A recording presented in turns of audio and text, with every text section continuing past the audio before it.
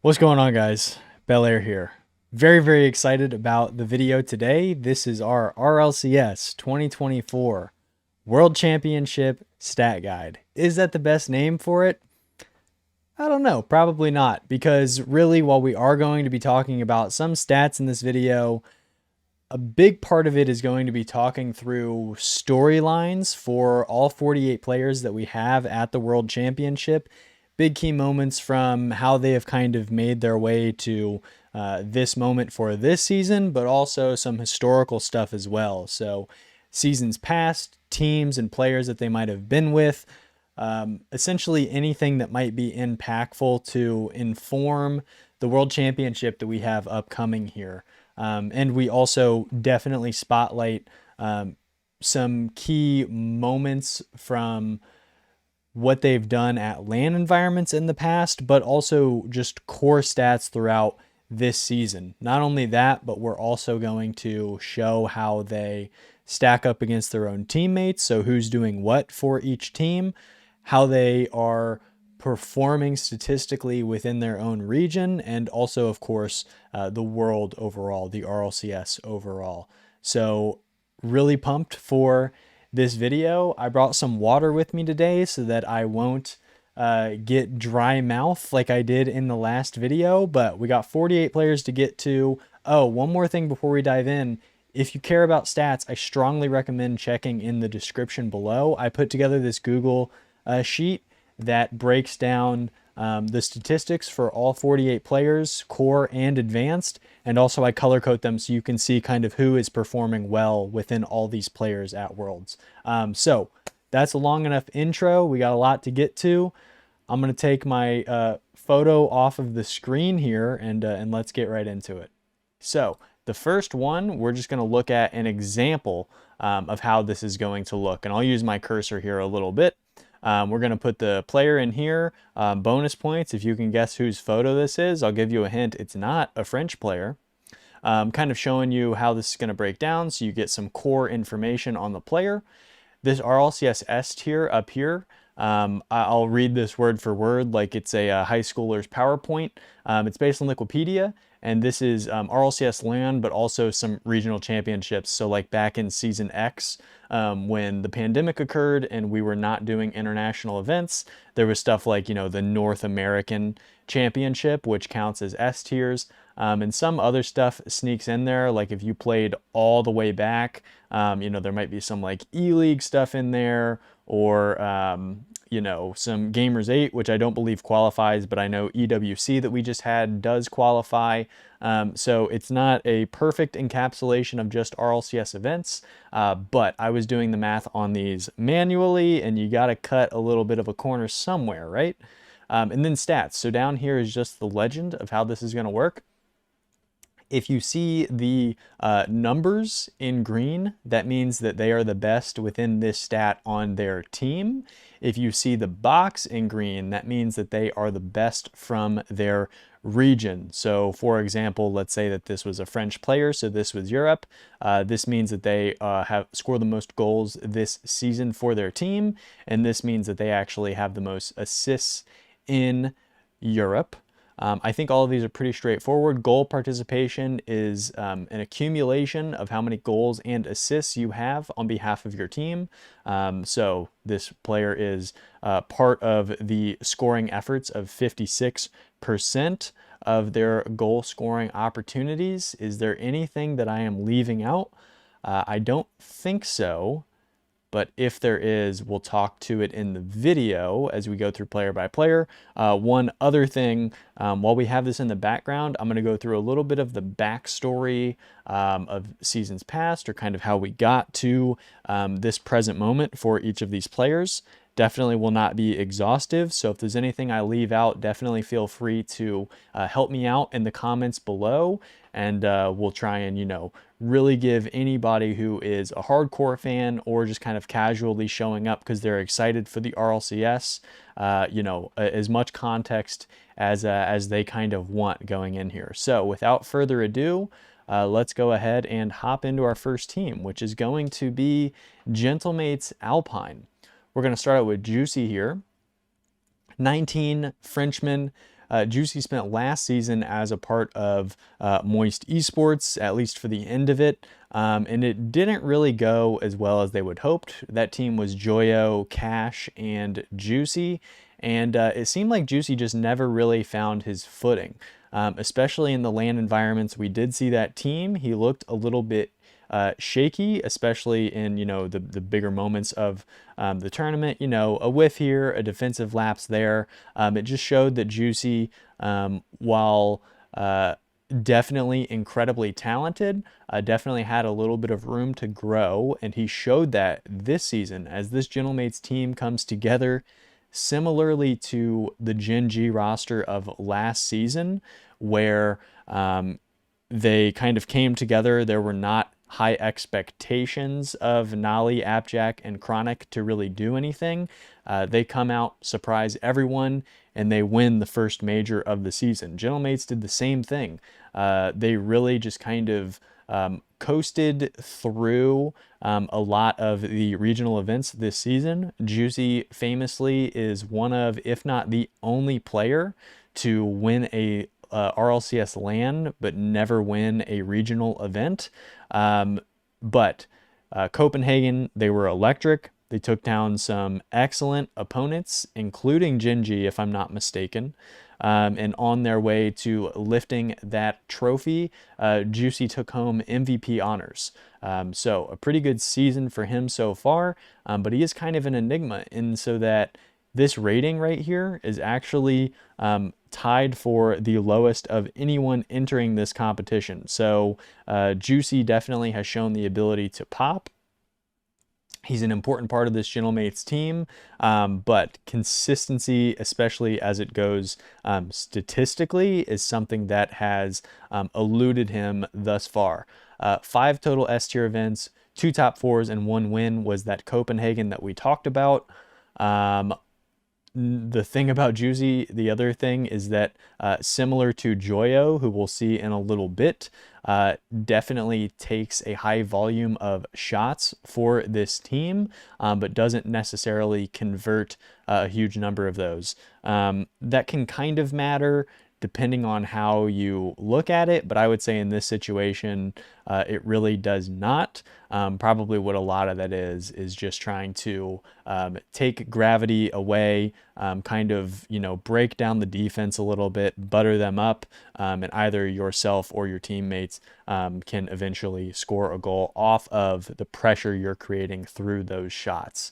Again, nothing really stand out for him statistically, so let's hop over to his teammate, Itachi, the Moroccan, one of a crop of young, talented Moroccan players who are starting to pop up around the RLCS scene, including another one that we're going to get to here pretty soon in Drali for BDS, but another is Nas, which actually might be Nas. I actually don't know the correct way to pronounce. His first name is Nassim, so it could be Nas. I don't know, but let's not derail ourselves too much talking about a player who's not even in this event.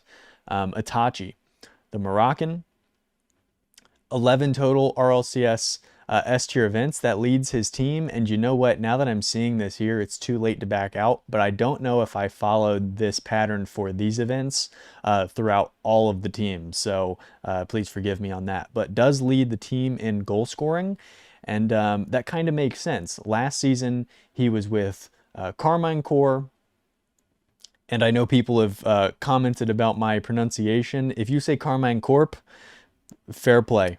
Go for it. I say Core because it's like Peace Corps, Karmine Corp. It rolls off the tongue better.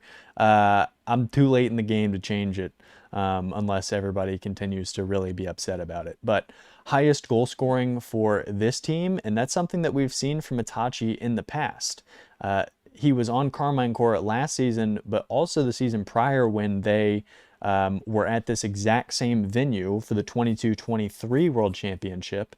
And his teammates at that point in time were Astral and Nolly. And they really made some waves in that tournament going all the way through wildcard. I'm pretty sure they swept the Swifts stage of the tournament and ended up really causing some trouble for some of the teams who auto-qualified. So Last season, they kind of retooled and revamped. They added Vatira.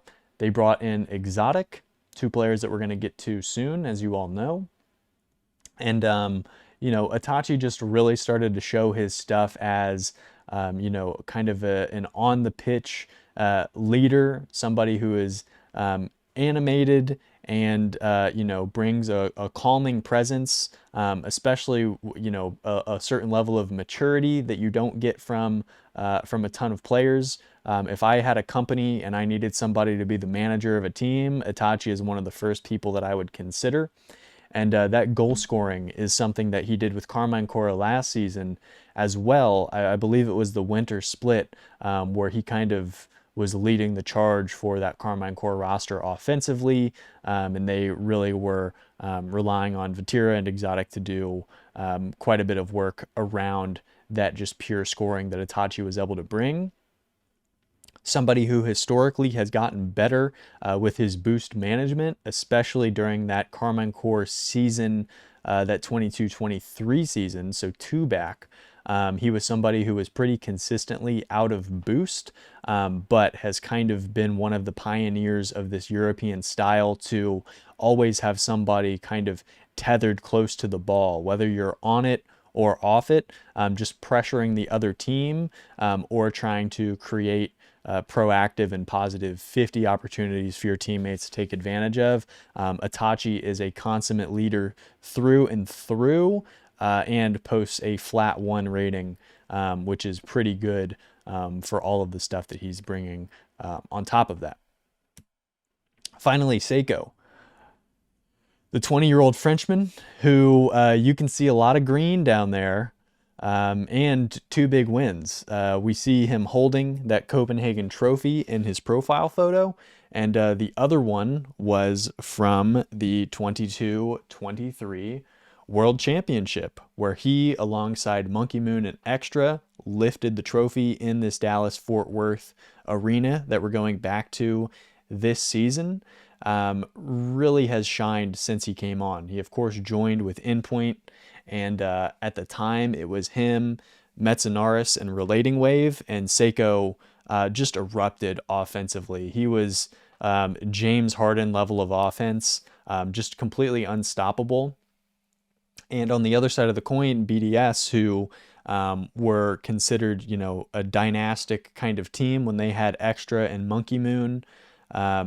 They had kind of slowed down a little bit once we got back to international events post-pandemic, and they moved off of Mark by 8 and had a tough decision to make, and they opted to bring in Seiko, and what a decision it was. They ended up winning a world championship. Seiko shined bright in that as they easily dismantled a G2 Esports roster of Atomic, Chicago, and JNAPS on the biggest stage in the world. And, last season, BDS were a little up and down as well. Ultimately, they decided to bring in Rise, made a good run, but they eventually shattered, all three players going different directions, and Seiko ended up on this Gentlemates roster. This is one of my big wins from the season. I called before the season a Seiko revenge tour, as it were, and he has just lit it up. Not only did they lift that trophy that he's holding there, but also they've been pretty competitive throughout the season in a very, very dangerous European region. Of course, the big hurdle for a lot of people, myself included, to overcome for this team heading into the World Championship is whether or not they are going to have any residual negative impacts from a very poor EWC where they lost to Chiefs Esports 2 times to not even qualify for the playoffs. But maybe that's exactly the fire that they need. I know after EWC, I've been putting out some tweets here and there talking about how people are kind of stacking up within the ranked 2s leaderboards, and Gentlemates were not only on the grind with quite a few games played, but also all of them were very high elos as well. So Seiko has led by example in everything but that goal scoring category. And we can see, you know, almost 3 shots per game, participating in a ton of goals. 63 is pretty high, especially for a balanced team like this, and just does it all over the pitch. An assist machine, a save machine, good rating. Yeah, that is Gentlemates Alpine. Let's go ahead and move on to who might be one of the favorites to win this entire tournament, in my opinion, in Vitality. Nothing has changed for them since last season, outside of them moving off of FURIA as head coach and bringing in Vitality Mount Rushmorean Fairy Peak. Excuse me, it's not Fairy Peak, it's Fairy Peak, because he has an exclamation point at the end of his name. Fairy Peak, if you're unfamiliar with him, he is the former professional Pokemon player. But jokes aside, Fairy Peak, a world champion in his own right, has come on to this incredible roster who did so much winning last season, and the spearhead of their efforts is Zen here. The French prodigy, he's only 17. He finishes serving a suspension, which I believe, maybe I'm misconstruing the facts, but I believe that he had played on a team underneath a name that was not his own. So he basically was masquerading as another player in a tournament. And I believe it was before he was eligible to play, before he hit the age limit that they had in place at the time for the RLCS. So he served a suspension. Vitality picked him up and put him on the bench before he was even eligible to play. And Vitality had started last season with teammates Alpha and Radosin, who we'll get to their slides in a second. They had started the season by really not looking great. They actually had missed a main event to begin the season. At the time, Seizen was their third. And as soon as they brought in Zen, just so much winning. They win the Spring Major. They did incredible within their own region as well. And all of that leads into a world championship where they end up going back-to-back on international LAN wins, and we crown Zen as the best player in the world. There's been a little bit of winner's fatigue this season.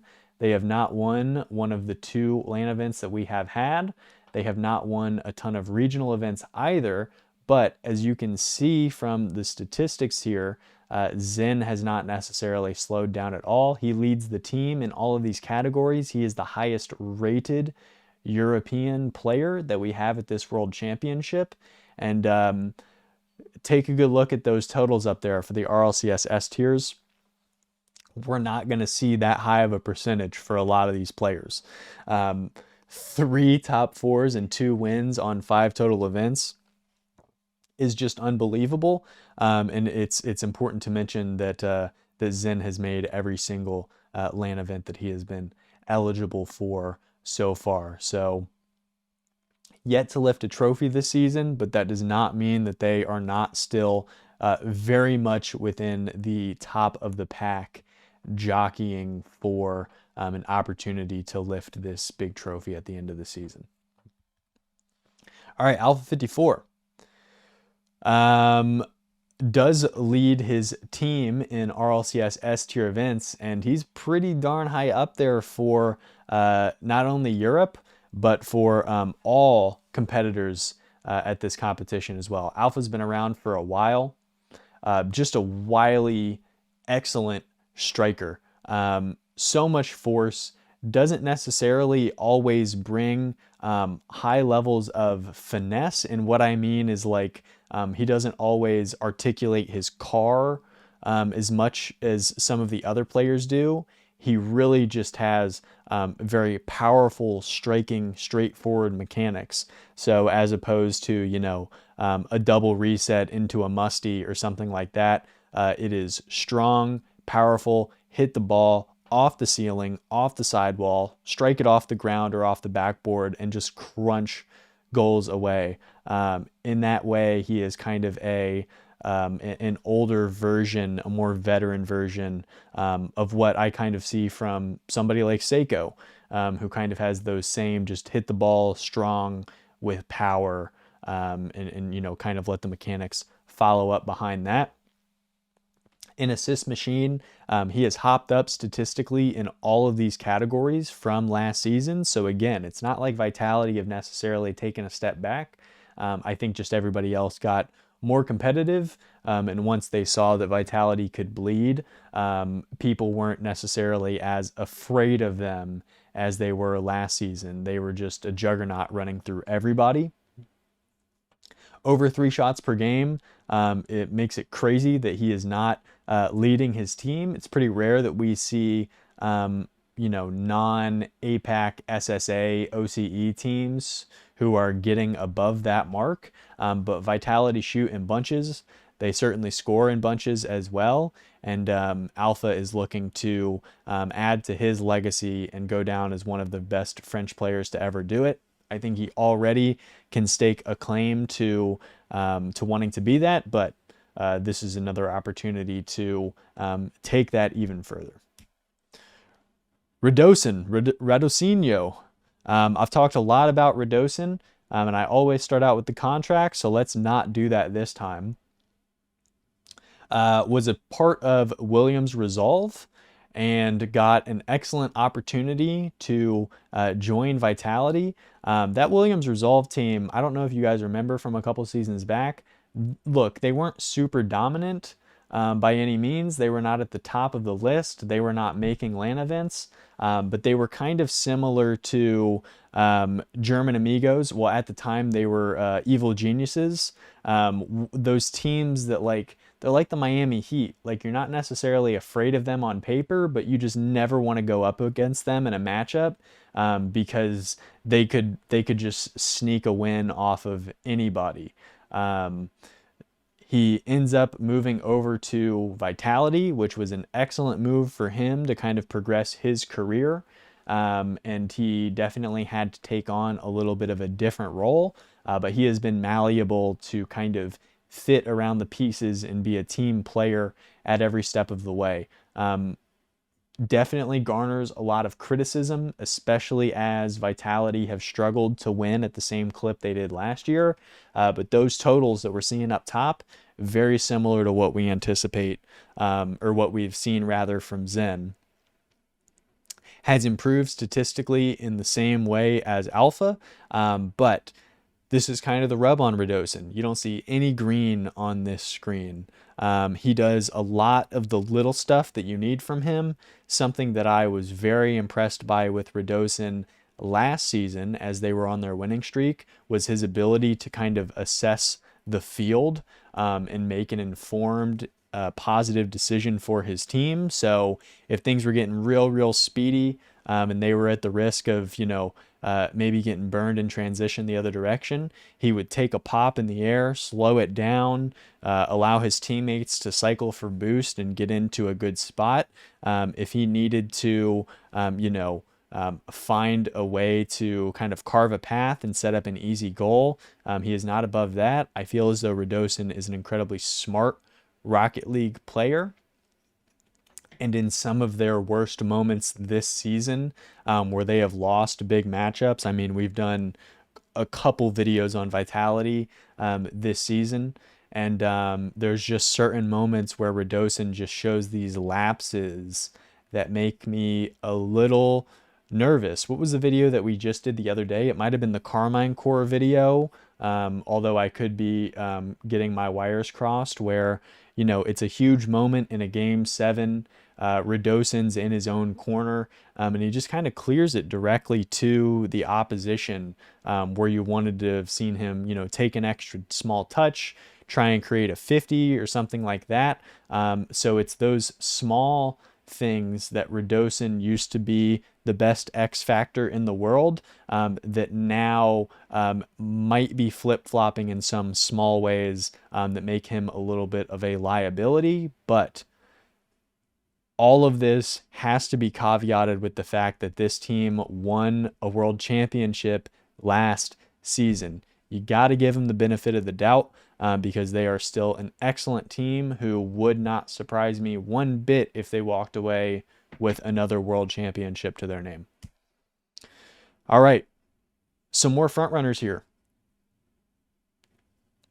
G2 Esports, they won the London Major.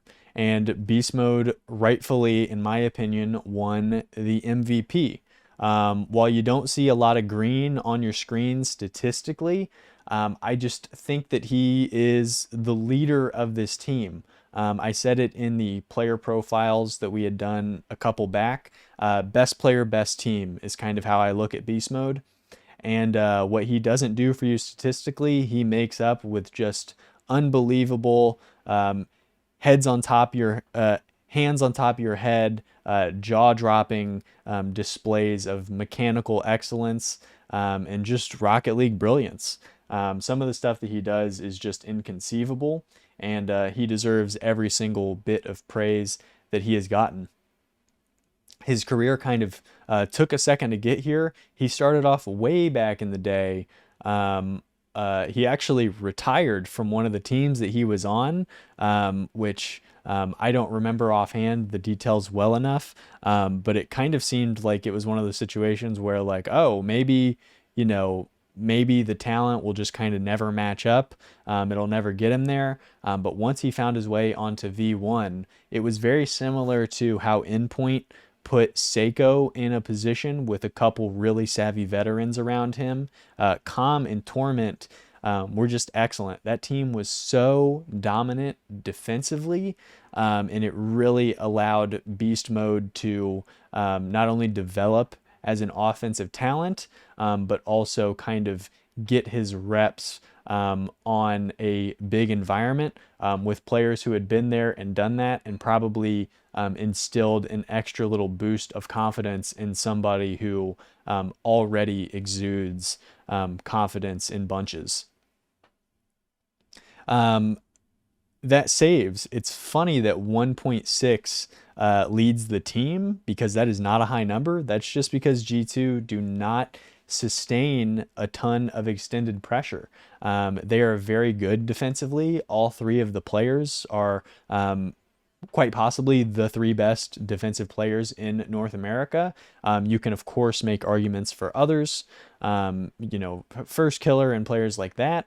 But this team are really good at defense, but also very good at setting up offensive strangleholds and really keeping teams locked down. Strong midfield presence as well. All three of them are quick to get up to the ball. They're all great in the air. This really is the strongest team that North America has to offer on paper. All three are just excellent, and Beast Mode is definitely the best of that. Yeah, let's go ahead and move on. I don't want to linger too long. I'm sure this is going to be a long video. Oh, Daniel. So Daniel started out as a North American wonder kid akin to what Scrubkilla was back in the day for Europe. Daniel really had his pick of the litter for organizations that he wanted to join, and he ultimately decided to go with Spacestation Gaming. SSG had Arsenal, and they also had Retals. Sipical at the time had opted to grass is greener, go and join First Killer and FaZe, and Daniel hopped in to take his spot, and immediately shown on both sides of the pitch. He was great as a ones player, excellent as a twos player, just somebody who grinds the game at a level that we don't see all the time. And that kind of grind and commitment to the game paid off. Although SSG could not win at the highest level. They were always around in regional events, at the LAN events that they qualified for, but they could never really take that next step to consistently being considered one of the best teams in the world. And they controversially decided to cut Retals, which, I don't even know if I need to go into that. If you're a fan of the RLCS and you were a couple seasons ago, you certainly remember the drama that kind of came out of that situation. And, Daniel was very heliocentric, really shined bright when he was on the ball, excellent defensively as well. One of those players who really leads by example on both sides of the pitch, similar to what Vatira brought to Karmine Corp last season, where you really are the last line of defense and your most dominant striker on the offensive end. And ultimately opted to join Beast Mode. They absolutely tore up 2v2 tournaments and moves over to V1 as Torment retires. It is Daniel, Beast Mode, and Calm on V1. And talent-wise, pretty undeniable at the end of last season. But Spring Split last season, we were doing double elims as the format. And, version 1 were just too new to figure out what they were trying to do stylistically. Ultimately, they missed out on the Spring Major, and because of that, they missed out on the World Championship. But we saw them win Gamers 8 last offseason. And it was just kind of the first sign of how excellent this team would be. I argued that they keep Calm on the roster. This is why I am not a general manager, because they had the opportunity to grab Atomic, a player that we will talk about right now. And they have just been the lead horse in North America this season. Atomic, a player who has silently put together one of the best resumes of the modern era, has been to 16 total S-tier events, which is crazy. And he's done quite a bit of winning. 9 top 4s is very impressive. 2 wins is also incredibly impressive. The latter of those 2 wins was when they won the London Major, which was the last RLCS sanctioned event. And the one that he won before that was with G2 alongside Chicago and JNAPS. And I think they won the spring major, although it definitely could have been the winter. But Atomic is just, you gotta love Atomic. Leads North America in assists, stands out right away. Leads this team in goal participation, which is very impressive. When I think about G2, I instantly think about the impact that Beast Mode and Daniel have, but the fact that Atomic is silently participating in so much of what they do offensively really just speaks to Atomic as a player and what he means to this team. It's crazy that Atomic, by some, was considered one of the best players in the world. Certainly by many to be the best player in North America a couple seasons ago. And he has just opted to, take kind of a back seat to Daniel and Beast Mode on this team, which I think a lot of players of his caliber would not be able to do. It's kind of like how Kevin Love was just lighting the NBA on fire when he was part of the Minnesota Timberwolves. And he opts to put himself in a better position to win by joining LeBron James. And, his role changes very dramatically. He goes from being this kind of bruising, inside the paint rebounder who can stretch you and shoot threes to being kind of a spot up shooter. Atomic has just morphed his game at every stage of his career in order to put his team in better positions to win. I promise I'm not going to do this a bunch, but I do want to go back and just see how many shots, all 3 of them, they're all above 3 shots per game on this G2 roster. This team will just light you up. They're incredible offensively. I trust all 3 of these players on the ball, off the ball. I think the only thing stopping them is either themselves or, I guess another team peaking. But this G2 team are rightfully probably my favorites going into this event. We'll talk about some of the other teams, but this team has just been excellent all season, and Atomic has been a huge part of their success. Monkey Moon. I promise these are zeros, but just this font I chose makes them look like O's.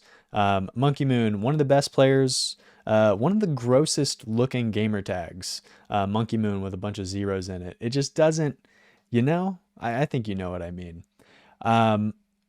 Strong case to be made for Monkey Moon being the GOAT of the modern era. I've said this, I think, in all 3 of the last videos that I've talked about BDS. Definitely after they won EWC, I said it, and probably in the player profiles, I said the same thing. Just look at that amount of winning that he has up there. 13 total isn't knocking your socks off, but out of 13 to have 9 top 4s and 6 wins, again, some of that is from that BDS era where him, Mark by 8, and Extra were just overwhelmingly dominant. Kale was their coach, deserves a shout out as well. But Monkey Moon has just managed to, similar to Alpha 54, where it's not always the flashiest mechanics, he just has a sense of the game and a read on the game that allows him to win in perpetuity, basically.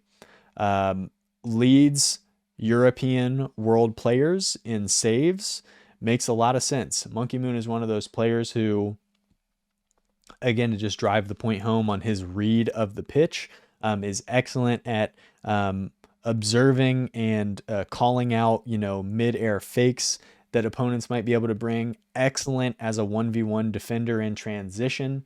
Can even break down a 2v1 if he's put in a tough spot. And is really good at turning defensive positions into positive offensive attacks for this BDS team, who really like to get out and run. They take a lot of shots, they score a lot of goals, and Monkey Moon is kind of the insurance policy that they need on the opposite end to try and stretch a little bit farther than some other teams are allowed to, just because of his defensive prowess and read on the game. Exotic and Drolly definitely have the ability to commit and kind of have the keys to the castle, as it were, to be a little more pushing of the offensive envelope because Monkey Moon backs them up. I put him very high on my tier list the other day. And, some of that just comes from the high level of winning that Monkey Moon has been able to exhibit. But it also comes from his stoicism, his ability to lead by example. I think I talked about it in the last video I did. But Monkey Moon's visible tilt has definitely diminished as he has matured as a player and a professional. And, there's a reason why I still have BDS higher than some, up in that tip top tier of players, teams who could win this.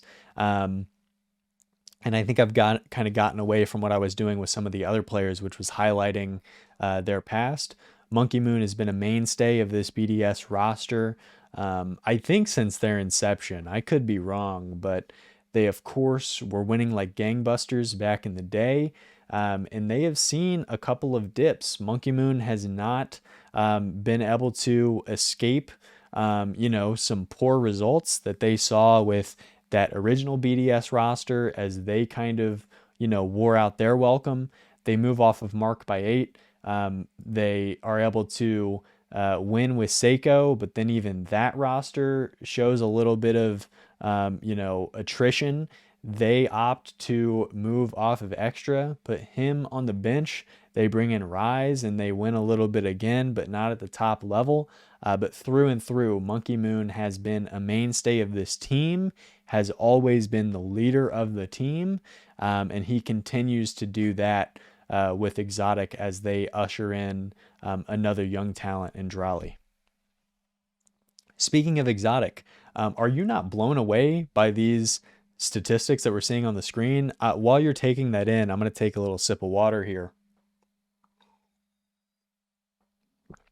I learned from my last video where I did not have any water, and I immediately feel better, guys. Exotic, did you know that he is leading Europe in goals per game and goal participation? I was blown away by that.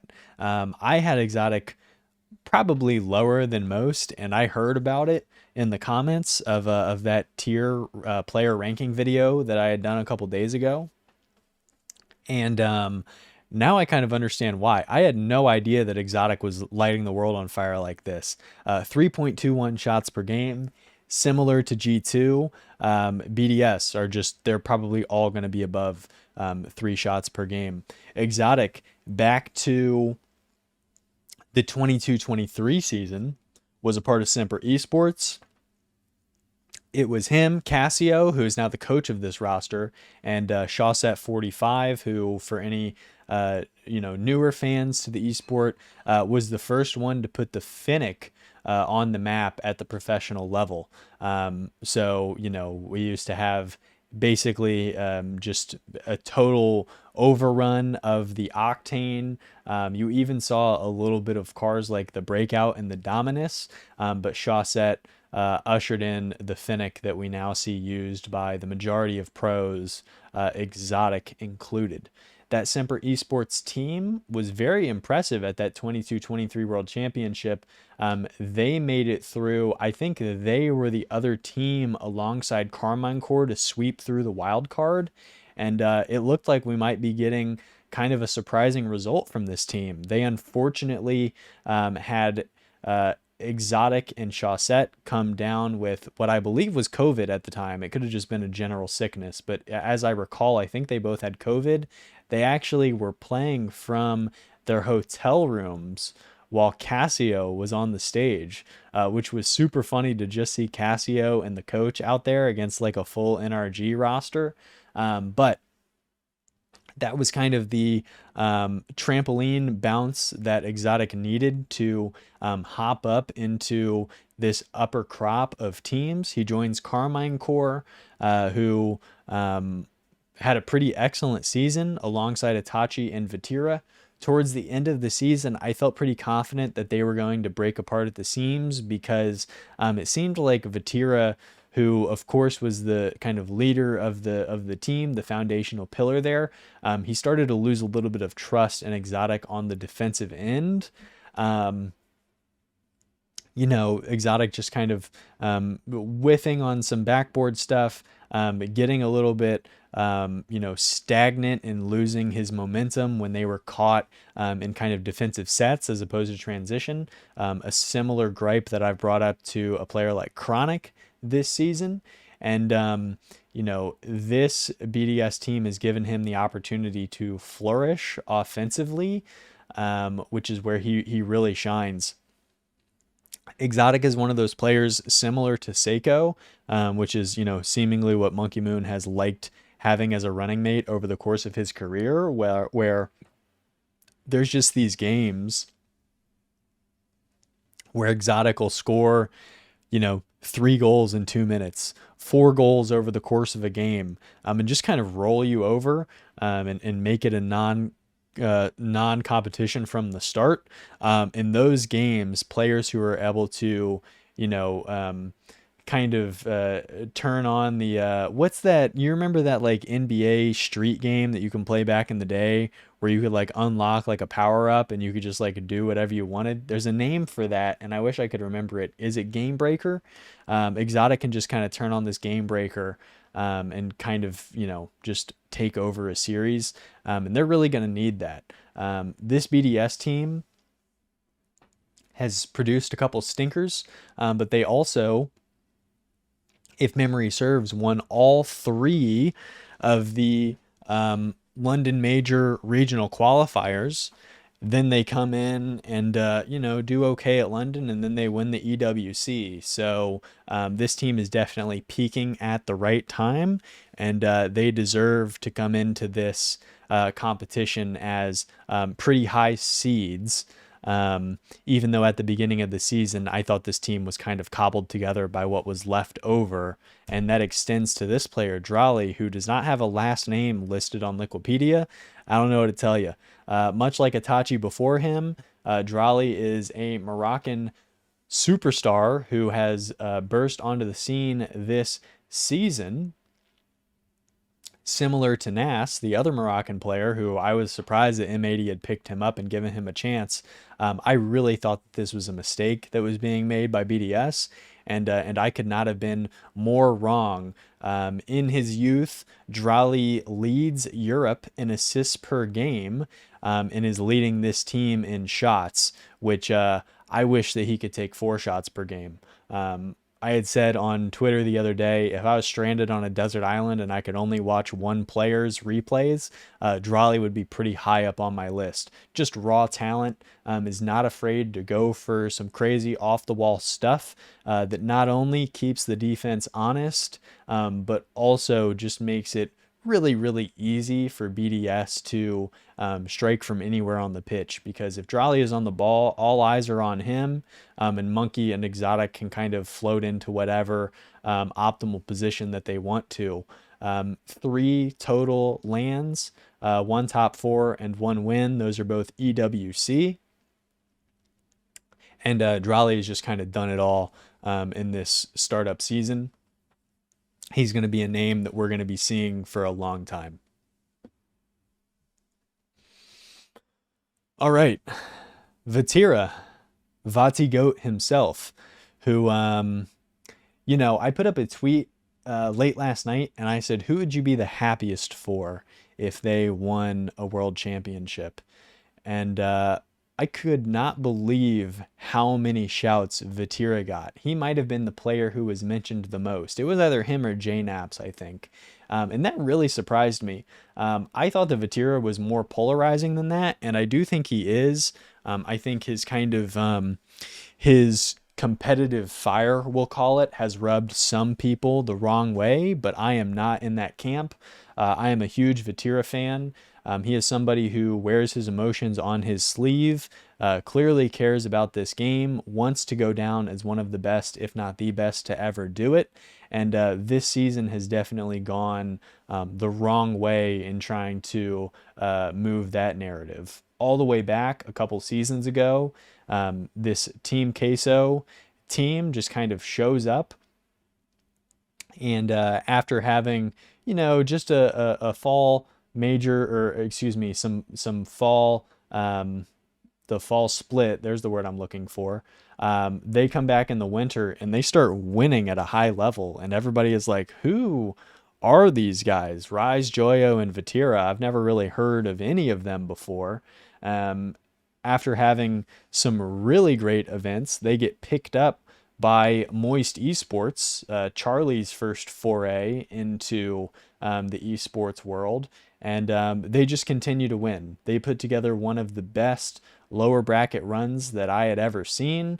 A team Falcons with TRK, Ahmad, and Okhalid, who were on the cusp of winning Mina's first LAN event, end up losing 2 straight best of 7s to Moist Esports, who end up hoisting the trophy. And it just looked like they were going to be the next Oklahoma City Thunder, where it was Russell Westbrook, Kevin Durant, and James Harden, this young core. How are you possibly going to stop them?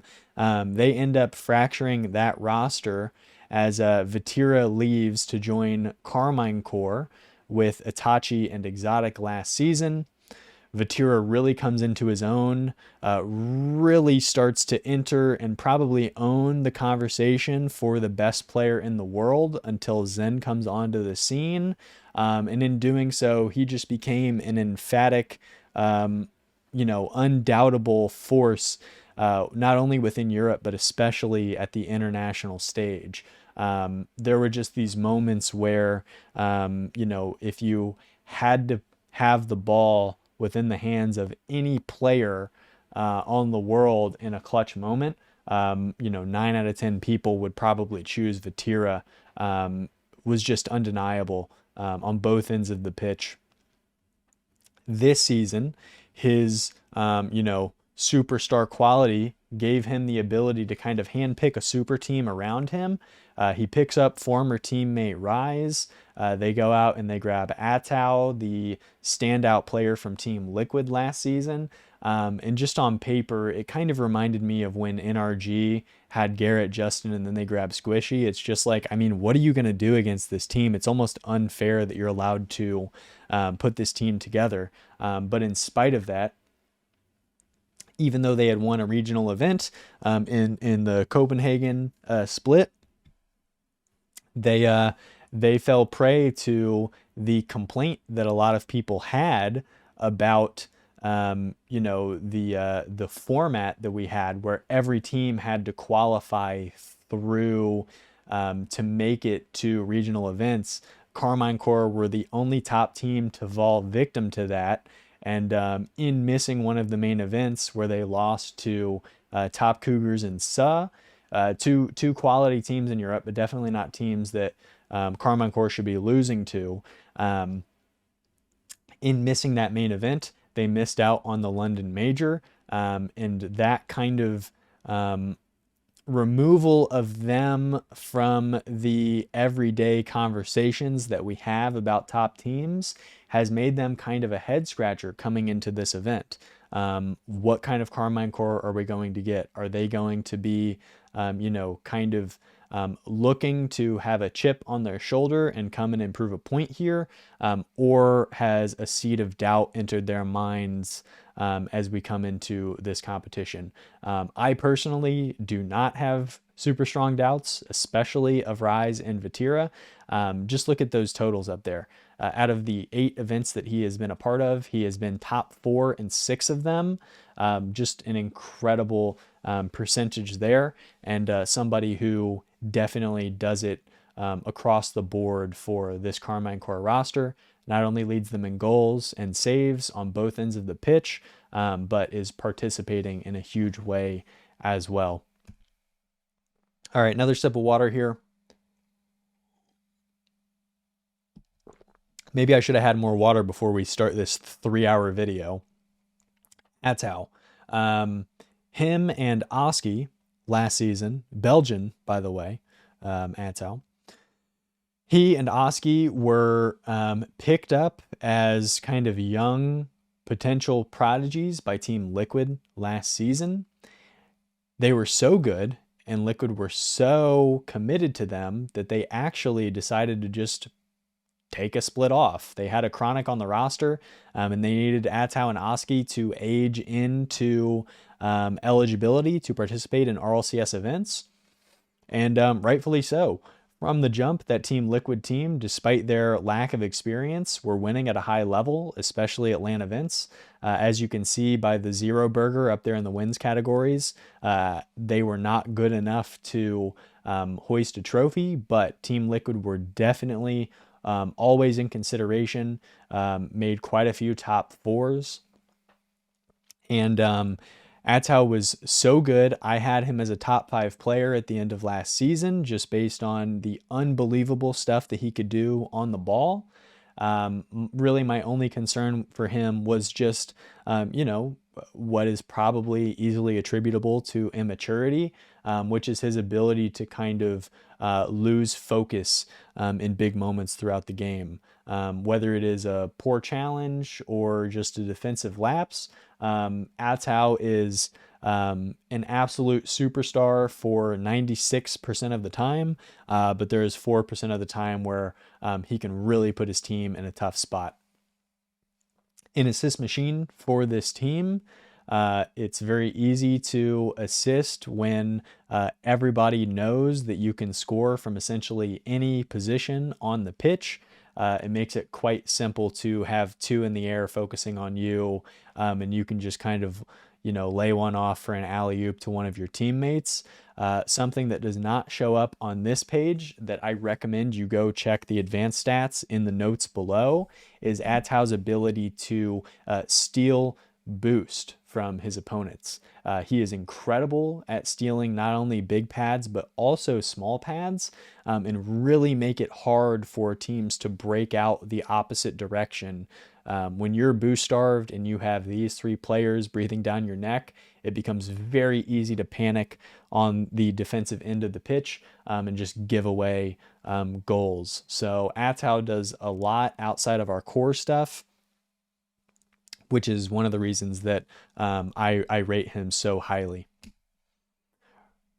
Rise has a lot to prove in this tournament.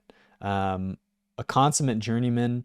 We talked about him and the impact that he had on those Team Queso and Moist rosters back in the day with his now returned teammate Vatira. And, Rise took last season to kind of, see what was out there for him. Started off the season with Moist, In place of Vatira, him and Joyo had brought in Astral. That combination just did not work out very well. And Rise kind of alluded to potentially coming over to join version 1 in place of Calm, which had ripple effects all the way down. You know, Calm was potentially going to take Magic Bear's spot, and then where was Magic Bear going to go? But at the last moment, Rise got, we'll chalk it up to cold feet, and opted to not only stay in Europe, but also join his countrymen and become a part of Oxygen. It was himself and Archie and Ixo, if I recall correctly. And, you know, after a lukewarm result, Rise said, hey, I'm not just going to sit around and be unsatisfied. I want to win. I'm going to go join BDS. I'm going to utilize my knowledge of the French language to join this team. I am here to try and win, and I am not afraid to burn some bridges to put myself in the best position to win. Can't fault him. 9 total and 6 top 4 is very impressive, and he definitely wants to add to that one win that he had alongside Joyo and Vatira back in the day. And this Karmine Corp roster on paper was the best opportunity to do it. But, you know, I had Rise as a top 5 player to end last season as well. And I'm starting to have some doubts about that. I thought that he was just a player who could come in and win at any stage. I've talked ad nauseum about his ability to help his team score easy goals.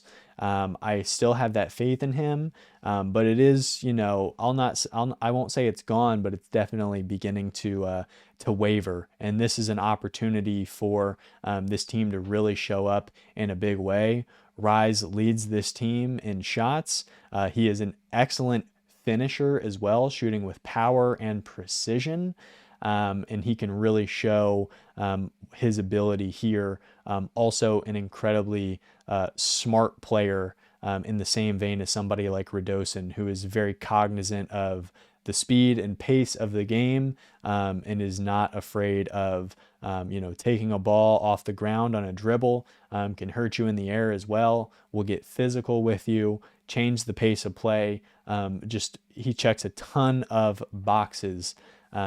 So Rise is a player who I definitely hold in high regard, that's for sure. And I had another thought that I was going to say, but I might have lost it. Apparently Karmine Corp have been really crushing people in scrims, and also all 3 of their players were very, very highly rated on the twos leaderboard as we got towards the end of the quote-unquote season for Rocket League outside of the RLCS. Okay, a couple surprises here, right? I assumed that Yan would be leading FURIA in goals per game, but it's actually lost by a couple of percents here. Excuse my sip of water. FURIA have completely rebuilt themselves from the last time that we were at this venue in the 22-23 season. At that point in time, Lost was the lead playmaker for the club, who was Sam's 2 seed, and Lost was so great on the ball. Clearly was one of the best players in South America, was so good that he ended up joining the best team in FURIA as they decided to make their move to North America, which ended up being a decision that they might regret. Once they had Lost in card, they actually won, if I'm not mistaken. Yeah, I'm not mistaken. I think they won Gamers 8, secured a big bag for themselves, more power to them. And they said, hey, we're so good at the international stage, we should go and contend in North America, following in the footsteps of Team Complexity, who came before us. And in doing so, they were always competitive, but could not make any waves within the region enough to be considered a viable threat. And this season, they opted to snag another top player who we'll get to in a couple of slides in Drafinio and just complete the all-star roster of the best that South America has to offer. Moved back to their home region and have just been dominant. They have big brothered this region all season long. But once they've got to the international stage, they have put up some incredible game wins, but a trophy lift has eluded them thus far. The same as a grand finals. They have had an excellent battle and rivalry so far this season with Vitality. If you go to my prediction video that we did yesterday, we actually had their 6th installment of the season go down. But they have not been able to bring the same venom and firepower on a consistent basis to playoff matchups that they do in Swiss stages and that they have against Vitality. And I think it's kind of like it's akin to like boxing or the MMA, where if you get them in a best of 5, this team can erupt and put up so many goals on you that your head is spinning.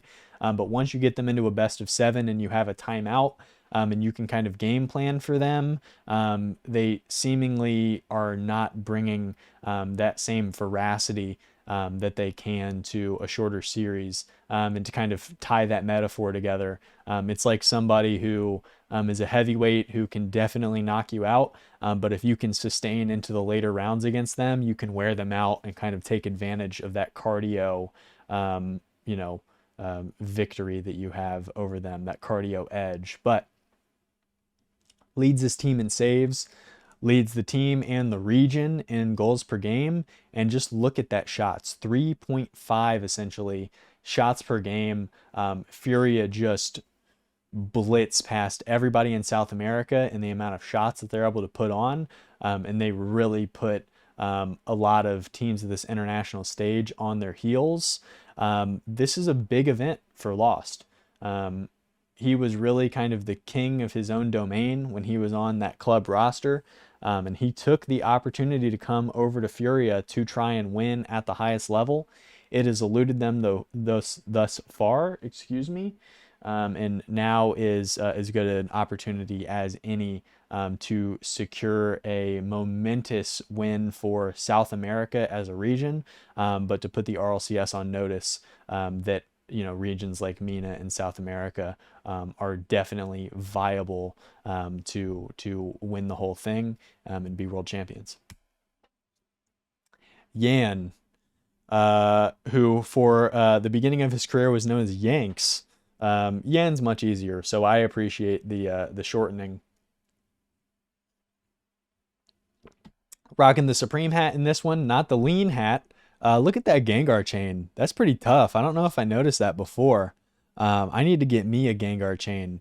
This would be so funny if I wore this as like, a 30-year-old man to just have like a Cuban Links like Gengar chain.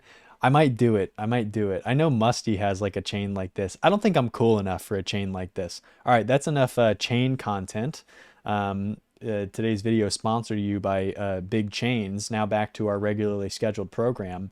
That's a lot of green we're seeing on the screen for Yan. He's just one of the best, man. I don't know what to tell you. Can do it all on the ball.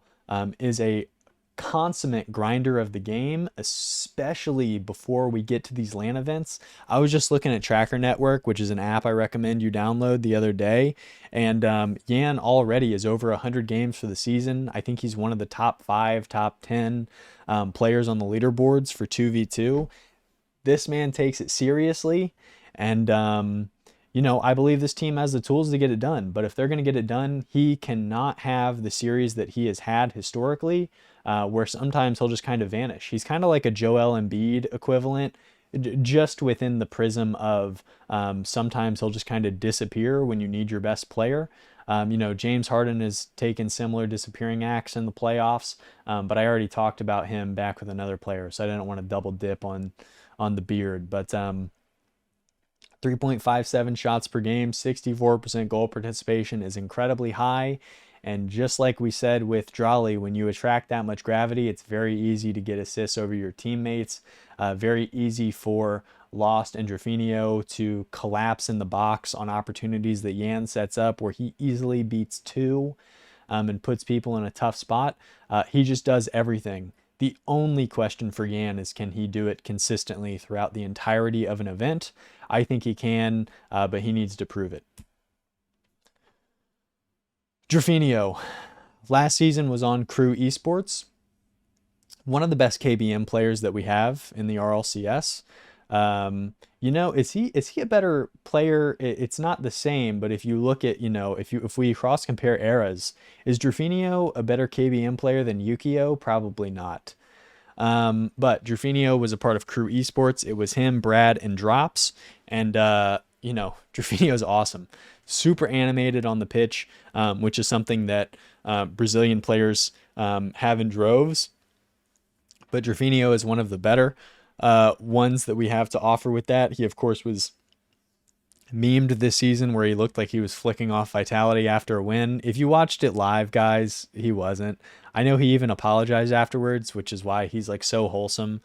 He's married. He kisses his ring when he's on the screen before all the events. He's just like a wholesome guy who's going to be a great father one day, you know? But besides that, an elite player who came into this roster and did exactly what they needed of him. Just like Radosin, he said, look, I'm coming in. I know that I am not going to be the scoring, assisting machine that I was on Crew. I'm going to do what you guys need for me to do in order for this team to function at their best level. And the thing I love about Drafinio is how he moves around the pitch. He moves with direction and power and with a lot of momentum. He kind of rotates very directly and collects a lot of demos, definitely makes it difficult for his opponents. But the thing is, they ask him to do a lot of something that he has not done previously in his career, which is be a third man and be somebody who protects them as an insurance policy defensively in transition, which is something that he has kind of had to grow into, is definitely not the best in the world at, but is certainly serviceable. They're going to need everybody to pop if they really want to make a run deep into this tournament. Drafinio is also somebody who coming in is incredibly highly rated on the leaderboards. So FURIA are coming in with a chip on their shoulders. I think they believe in themselves. Let's just see how it breaks. They could certainly be a team who could 3-0 Swiss. How many teams have we done? How long is this video going to be? We're already at an hour. This is going to be so long. All right. Apparently Jack, all the way back when he was in Europe, when he was on Dignitas, the rub on him was kind of he is unable to perform at lands. And the same rub was on his teammate Joria's. And that kind of continues to haunt Joria's a little bit. But apparently Jack took a bet on himself. Him and Nolly came across the pond and they took a swing on Chronic, who at the time was kind of an unknown to even them. They have kind of admitted, you know, Jack kind of knew his game, but you know, he definitely was not somebody who was on a lot of radars. He was a part of randoms.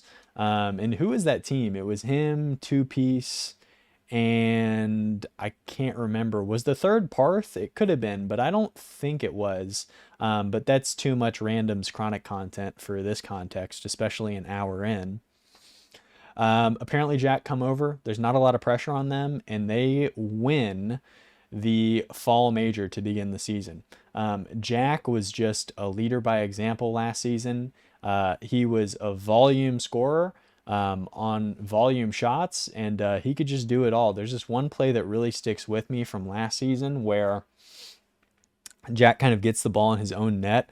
He takes kind of a low air dribble, passes one, passes two, gets a bump on the third in a huge moment. I wish I could remember the game.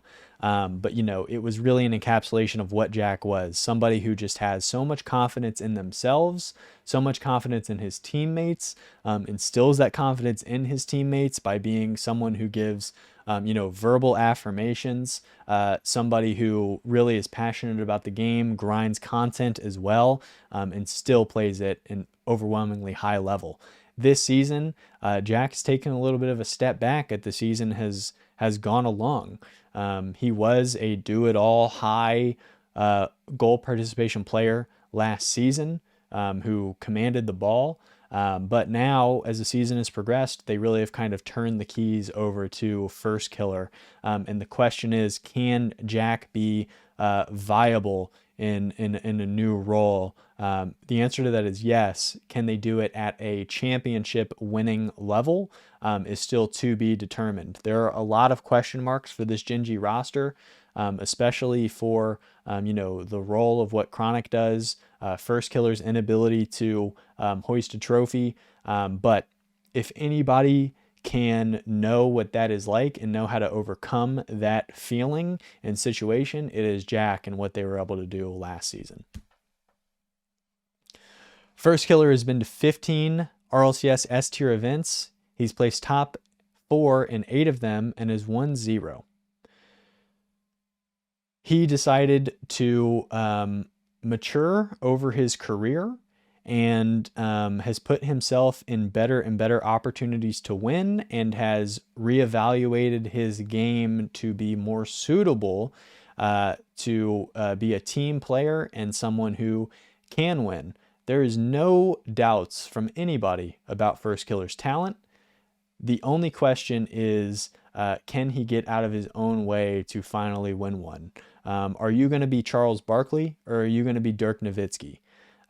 Both of them are top 20, top 30 players all time, but Charles Barkley was never able to win a championship, while Dirk Nowitzki was able to lead the Mavericks to one, which has kind of been, the big differentiator between those two pros in their careers. First Killer is undoubtedly one of the best players to ever touch the RLCS pitch, but will he have a championship evade him, really is the only question. Takes more shots than anybody in North America, leads this team in a big way in goals and assists, but with great responsibility comes with great power comes great responsibility. First Killer really needs to show up consistently for this team to contend against the others who are in their ranks. All right. Chronic is somebody who I have never felt better about. I got to be honest with you guys. I've been watching a lot of footage of them recently, and especially Chronic, I feel like he's locked in. I feel like he's in a real good spot. He does everything that this team asks of him to do. And, while he's a little goofy sometimes off the pitch, maybe it's charming. It seems like his teammates like him. It seems like he is committed to this. I remember there was a spotlight I think Gen.G had done last season where Chronic had talked about, once he got the opportunity for Gen.G, he really decided to start taking this super seriously. And he does not let, something like the RLCS take the place of, him doing well in school. On the inverse of that, while he excels in school, he also is excelling and improving in the RLCS. Somebody who is very, very good at 1v1s, excellent at 2v2s, and, is trying to translate it consistently to 3v3s. Kind of like, where Radosin sometimes will just have these lapses. I definitely feel that way with Chronic, especially on the defensive end. Can he just lock in and not allow small mistakes to, bunch up and put Gen.G in tough positions is the only question that I have for Chronic. We've already seen him lift a trophy. I think it's very cool that he has continued to, kind of how comedians say you got to go out and just kind of bomb sometimes. And just if you continue to do it, you will improve. Chronic is always a mainstay in show matches, non RLCS sanctioned tournaments, always putting himself in high pressure situations to kind of, be prepared for moments exactly like this. All right, what are we at? How many teams have we gone through so far? I hope you guys enjoy this because this is probably going to be like a 2-hour video here. Joyo, first thing that stands out, look at those shots. Leads Europe in shots, but I think is the lowest on this team in goal participation, which really kind of talks to what Joyo is good at doing. Shoot at a very high volume, not always trying to score, but trying to stretch the opponent and kind of put them out of sorts so that Oxygen can steal boost and just kind of, stretch you thin to wear you down and score goals. And it has worked for Oxygen so far this season. When they first brought Joyo on, it did not work incredibly well, but they have progressed into really being a team that deserves this shot. I'm excited to see them here. For what it's worth, they were excellent in Shift Summer League. We did not get a playoffs out of that. We were missing essentially all of the top European teams, so Oxygen should have looked as good as they did alongside 100%, a roster that we'll highlight in an off-season video. Again, we did it during SSL as well. But, there's some question marks about this team. Joyo, we already talked with Rise and Vatira about the success that they had.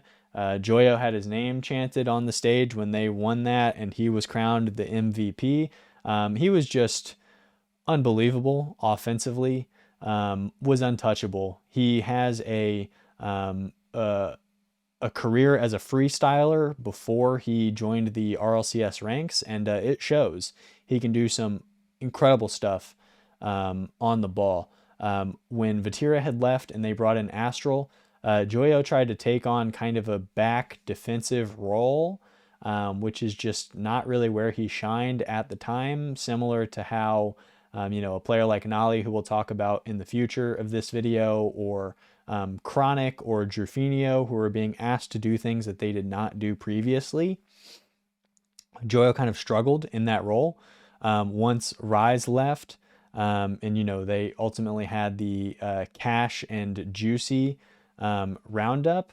Him and Cash are friends off the pitch, and I remember this one Chalked cast where he was on, where he was like, love playing with Cash, want to keep playing with Cash.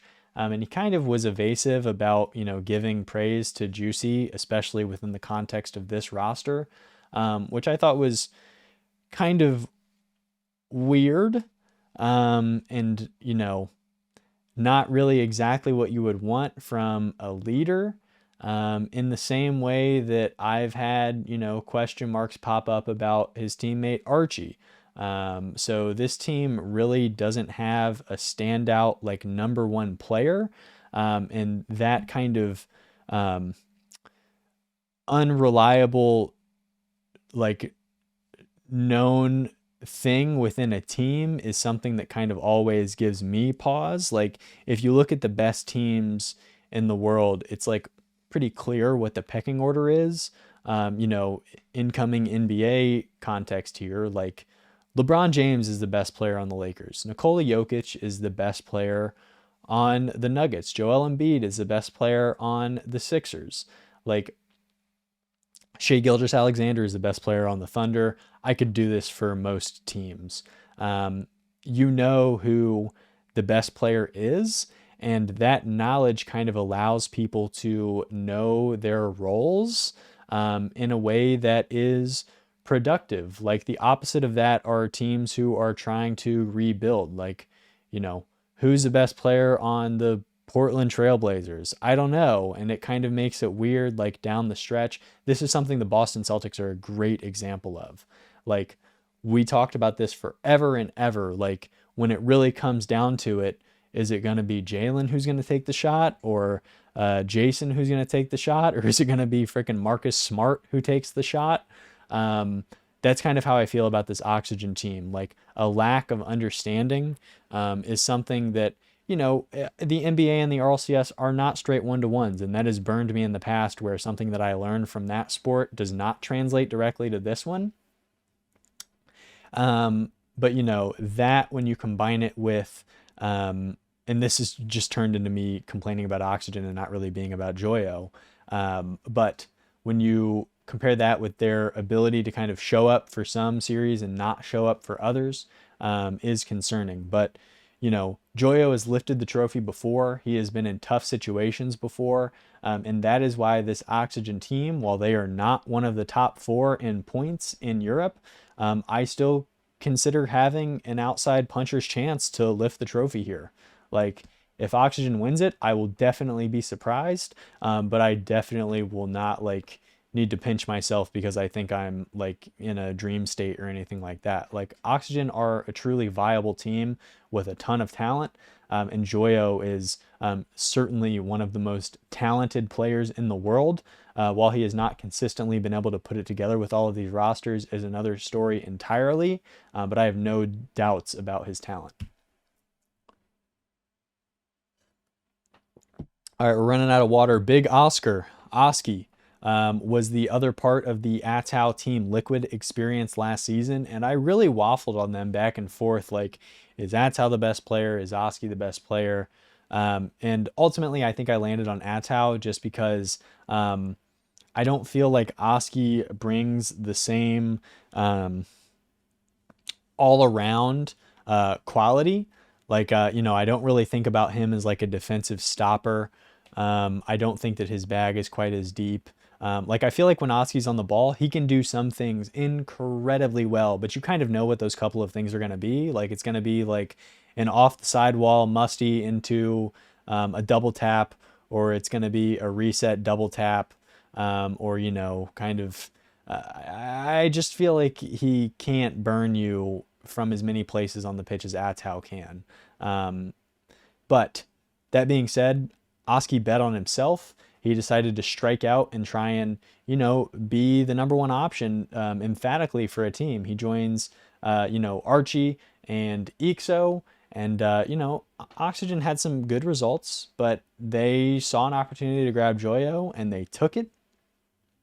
And, you know, Oski, I think a top 4 here would be a step in the right direction. He's still incredibly young, is oozing talent, is participating in a ton of goals for this team, is somebody else who is excellent at boost steals, moves at an incredibly fast clip, is tough to keep up with, and much like Exotic, can just have these games where it's over before it even begins because he can just take over.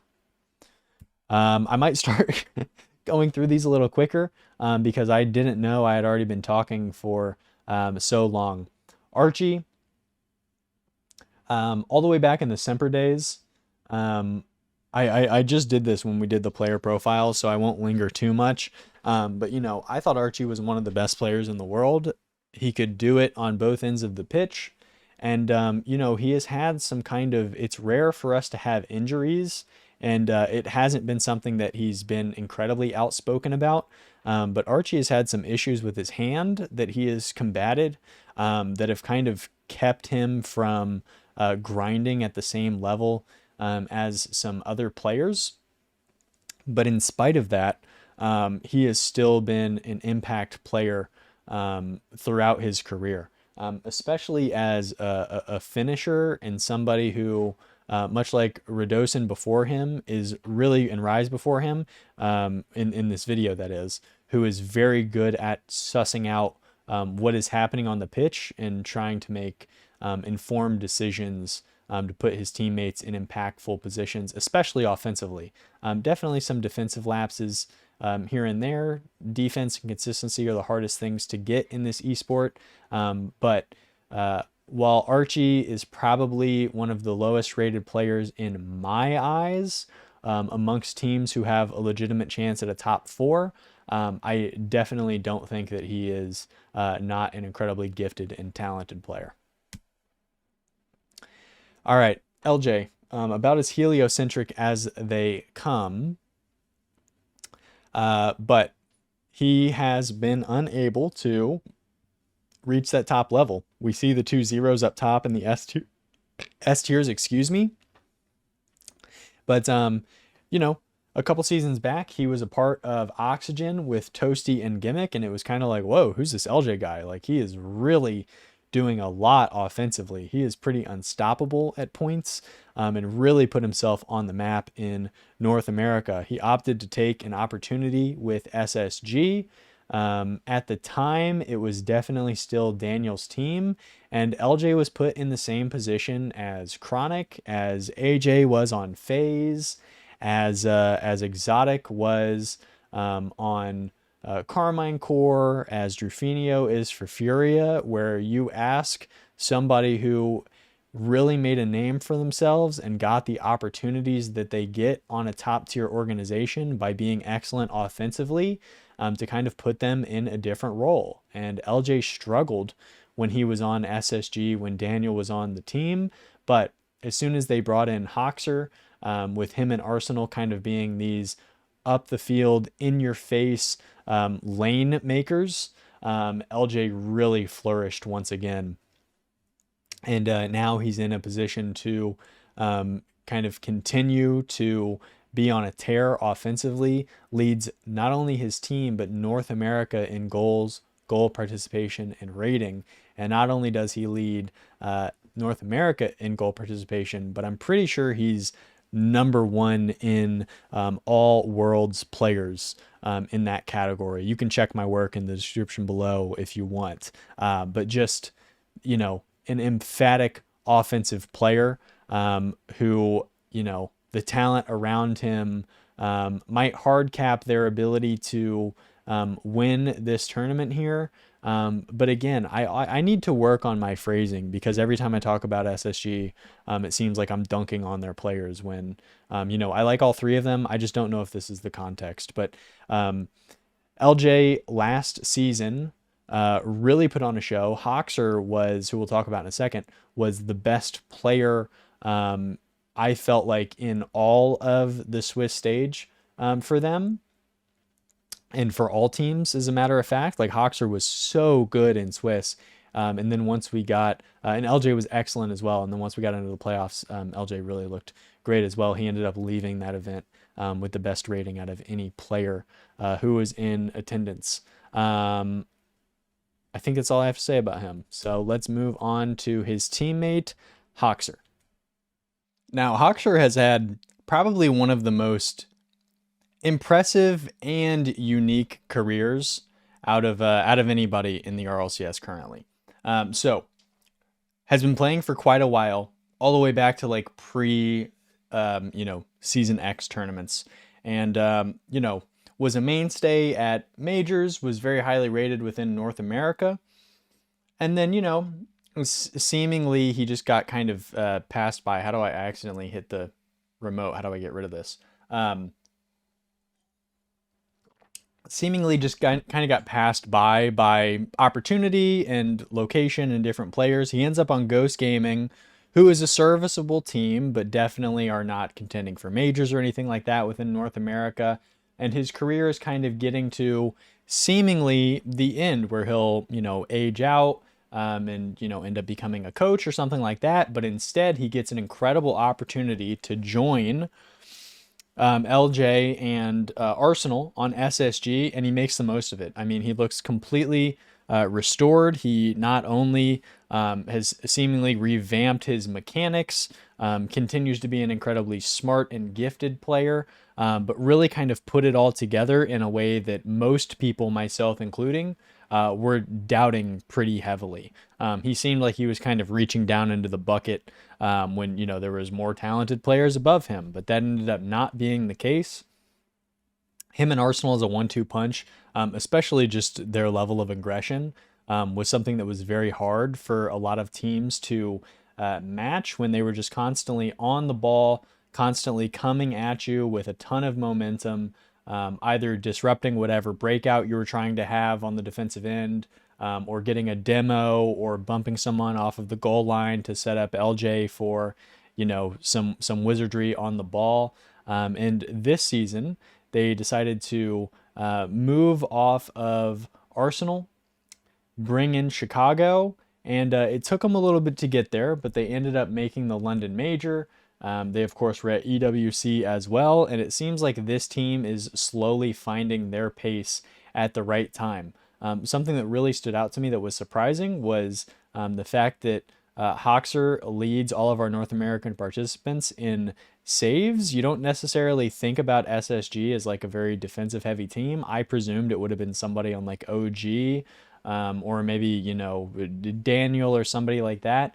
But, Hoxer is actually leading the pack, which is very impressive.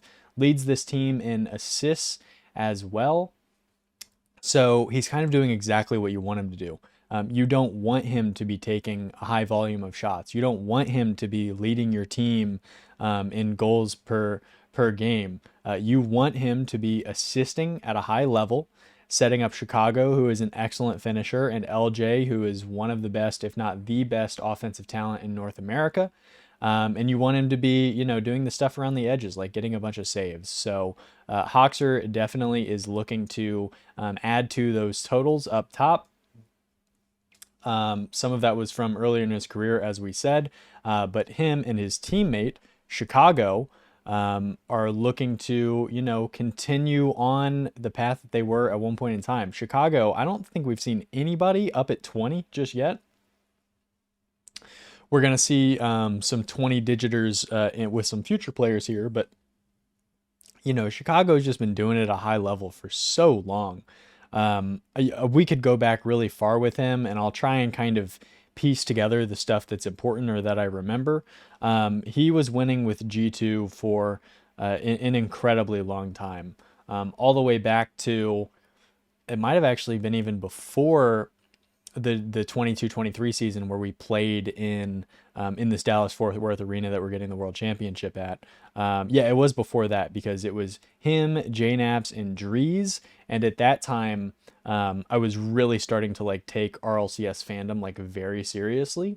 And I remember G2, I was just so taken aback and impressed by their ability to move at a high speed. They would really get the ball cranking, side to side passes, really hitting it with a lot of force and power off of the sidewalls, off the backboard, down into the middle of the pitch. And Chicago really seemed to be the driving force behind all of that. At the time, he was just very on top, at the top rather, of the speed of the game. And that speed was very challenging for others to kind of stay alongside. Several iterations with G2, they end up with Atomic, and they look excellent. They won a major together. They make it all the way to the grand finals against BDS in that 22-23 season, before they just got pummeled by BDS in the grand finals. But it was partially due to Chicago's greatness that they were able to make it that deep into that tournament. Is going to go down as an incredible player within the context of the RLCS, one of the best, early names to do it. And he has continued to play, deep into his career here, and seemingly can continue to go. The SSG experiment, I just don't know. There was a point in time, I think the tough thing for me, and I'm kind of talking this out loud, the tough thing for me was in the past when I considered Chicago one of the better players in the world. I knew exactly what his quote unquote thing was. You know what I mean? Striking with power, striking with precision, being able to set up your teammates with, accurate passes that kind of hit the hood of their car in stride that they can do something with. The mechanics have kind of passed him. The opportunities to be a finisher don't show themselves as much with this team. I just don't really know what his thing is anymore. And maybe that doesn't matter, and I need to just lock in and watch some more film to gain a better appreciation of SSG instead of always talking negatively about them when I don't do it with other teams. But I'm just trying to be honest with you guys. So that is Chicago. I didn't mean to move on that fast. Is not leading in any of our statistical categories for this team, although 60% on goal participation is pretty darn good. Yeah. Roas, one of the two twins who have really become the next thing for Mina. It kind of seemed like for a while there, Mina was a one-trick pony with their Team Falcons roster when it was Khalid, Ahmad, and TRK, and it didn't really seem like anybody was going to challenge that until the Twins and Naupo kind of hit the scene. And then the Twins very quickly started to become like the team who was passing Falcons, and kind of was the reason that they ended up ultimately dissolving. Spent last season on Rule 1, who now unfortunately is out of business. The Sunless Khan led and in Civic led organization that had people like Kiddish working for them. Somebody who is a buddy who I've had on some podcasts and stuff like that. But with Rule 1, talking about Roas, really made a name for himself as kind of a defensive menace. And, when Zen was going on his 1v1 streak, I believe it ultimately was snapped by Roas, a very, very intelligent and effective 1v1 player who has been able to translate it to 3v3 as well. We can see him leading the region. Of course, Mina only has one team at this event, so it's very easy to lead the region in these categories. But all three of these players are near the top in the same way that FURIA have kind of big brothered South America. Falcons have been just dominant on an overwhelming level. Kind of similar, honestly, to like what we see from APAC and SSA. Like Mina have been that good, and a huge reason for it is Roas, who is scoring a lot of goals, yes, but also is very proactive as an assist machine and as a savior on the goal line as well. 61% goal participation is very impressive, especially when your teammates are TRK and your brother Kalirs. And one other thing to highlight before we move on here, I've talked about it so much with Falcons. They're probably my second favorite team or first favorite team. I still haven't really set anything in stone before we get to the event. I'll put out a video kind of with my final thoughts beforehand. But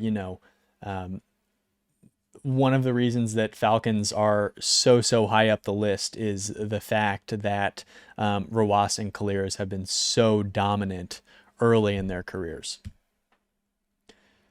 TRK 511, man, kind of is what he's kind of. I'm working through this live. He's kind of what KDOP is to France. He is to Saudi Arabia. I guess Khalid and Ahmad kind of came before him a little bit, if I remember historically, but Khalid is kind of, what he was able to do in ones and showing up in these European servers kind of really put Mina on the map. This was before they were even technically a region within the RLCS. And then TRK kind of shows up as this just kind of do-it-all, young prodigy in the same way of what we've seen from Zen and Daniel and Scrubkilla and just a ton of similar players like that. Evo didn't pan out in the same way, but Evo definitely had some buzz similarly as well. But getting back on topic, the Twins could have chosen anybody, and they chose TRK, rightfully so. He was the best player on that Falcons roster who made it all the way to a grand finals. And, you know, he made the decision to put himself in the best position for his career to try and win. And that was alongside the Twins. And I think TRK has been the best player on this team so far. Leads the region in goals, and don't worry about it only being 3 players here at this event. Falcons lead the region in basically every statistical category. So where Rawas is green squares on all of these, and it's like, oh well, what about the other players in MENA who aren't at Worlds? Don't worry about it. It's these guys. The only person who might be standing in the way of this would be Naupo, but he unfortunately is not going to be participating in this tournament. And almost 3.4 shots per game is crazy. Falcons will light you up. And it's not just because they do it against people that they're kind of pub stomping in their own region. We have seen them bring it time and time again to this tournament. For a little bit of backstory, I kind of already gave it, but when MENA got spots in the RLCS, it was just TRK, Ahmad, and O'Khaled. And they were kind of doing like this very kind of blatant split between their talents, where O'Khaled was a defensive mastermind, Ahmad was an offensive mastermind, and TRK was kind of the middleman who could Swiss Army knife you a little bit of everything. And I really kind of flip-flopped between who was the best player on that team, but ultimately it was so clear that it was TRK, because not only could he do a little bit of everything, but he has improved over his career, and I think honestly become one of the best players in the world. Kalirs, a little bit of a joke here. I just flipped the picture between Kalirs and Rawas because honestly, like I think you can kind of tell the difference between the twins, but as I was going through and finding photos for all of these players, it's kind of tough to tell. So I just chose a picture of Rawas here as well. Also, hopefully you guys like all the photos here. I took these off of the official RL Esports, where they upload their photos on Flickr.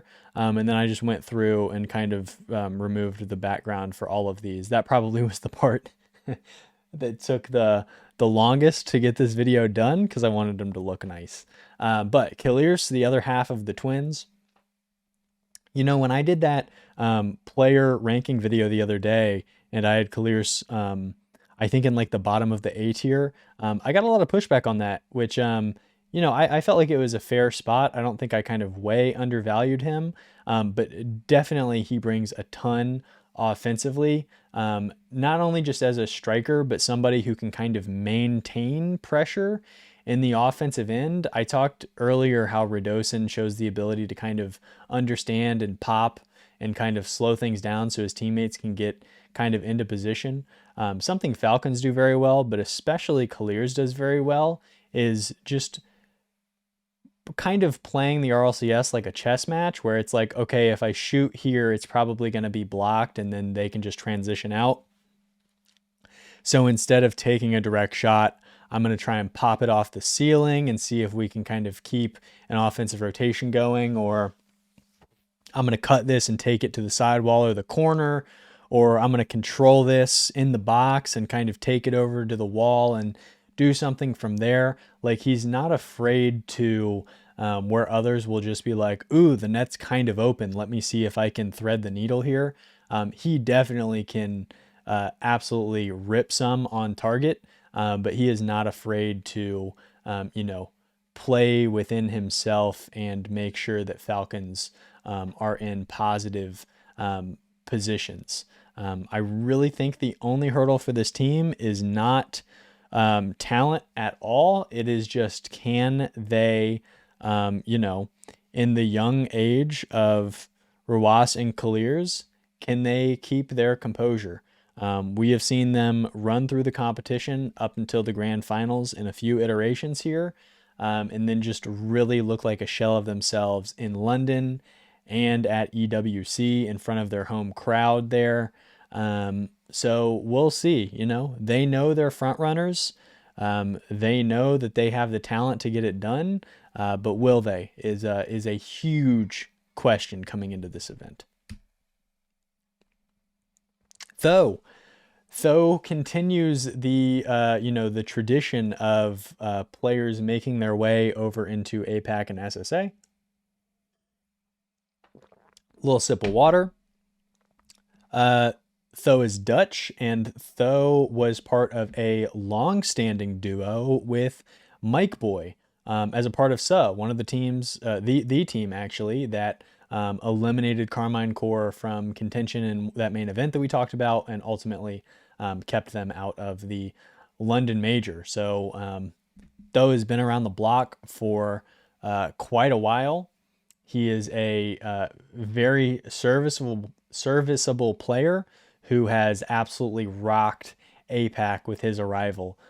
Leads the region in a ton of categories, and the ones that he does not is just because his teammates have it. This Gaming Gladiators team, in the same way as Mina, have been pretty dominant. They, of course, had a little bit of competition in the different iterations of Kevin, Sphinx, and it was LCT, but then it was ZPS, aka Lasco, which was what? It was Elevate, and now they're Exo Esports or Exo Gaming or something like that. But Gaming Gladiators, for all intents and purposes, were at London, they were at EWC, and here they are at the World Championship. This is a very dangerous team for some of the lower runged opponents, just because there was a point in time where APAC and SSA were easy walks, but now they definitely are more potent competition for the OCEs of the world, the OG Esports, Oxygens. So this game of Gladiators are definitely not going to be adding to that top 4 S tier that we see up top. But Tho has been a massive jolt to them talent-wise as they try and continue to progress and take down strong teams at this international stage. 66% goal participation on a team that does a lot of scoring is very, very impressive. All right, Vert. I misspelled Nelson. My bad. It's not Nelsno. That's on me, guys. That's on me. It's Nelson Lasco. Vert has had a couple different. He was reborn as a Phoenix is reborn. Was in EU for quite a while and was kind of known as a demo merchant. And it was an impactful style for a while there. I think it kind of outwore its welcome. And I remember a tweet where Vert was like, "Hey, I'm still looking for a team. Like, I really have taken the off season to try and rework and redevelop my play style to be more suitable to some teams. And ultimately, I'm doing a little bit of yada yadaing here, but ultimately came over to APAC, was one of the first to join an emerging region and make the transfer from one of the big boys to an emerging region, but did it in a way that, people were... There were some, rumblings about it, but I ultimately was okay with, because he moved there. He wasn't just playing like how we had, some of the teams playing in SSA this season just on like crummy ping from like Spain or whatever. He actually up and moved to APAC to be participating. At the time when it occurred, it was him and Kami, who will go down in history as one of the best OCE players of all time. For a while there, I think he ultimately was surpassed by Gen.G for LAN assists, but Kami held that mark for quite a few seasons. So, Vert and Kami decided to go over there and join Realize, who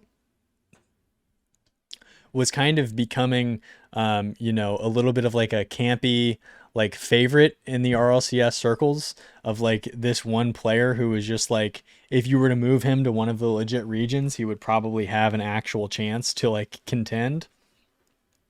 Because, the talent gap is pretty apparent. But, they go over to Realize, who was playing with like Burn and like Myken or somebody like that. on Detonator, and then he gets Virtuoso and Kami, and they start to take some pretty big wins and some games off of some other teams. And Virtuoso has decided to stay the course. They have changed up the roster a little bit. Of course, Kami left, but now it is Tho and Maxiu, who we'll get to in a second. And Vert has basically held the title of highest goal scorer and shot taker since he came over to the region. He's just impossible to stop. The talent gap is still pretty apparent within APAC and SSA, especially where these top couple of teams are just kind of demolishing the competition. And that's really the barrier for Mina to join the SAM North America, Europe conversation for me as well, is just not being quite as deep of a region. But that 1.4 rating is the highest of anybody who is in contention here. They're probably not going to be adding to that top 4 or that win total, like I said before.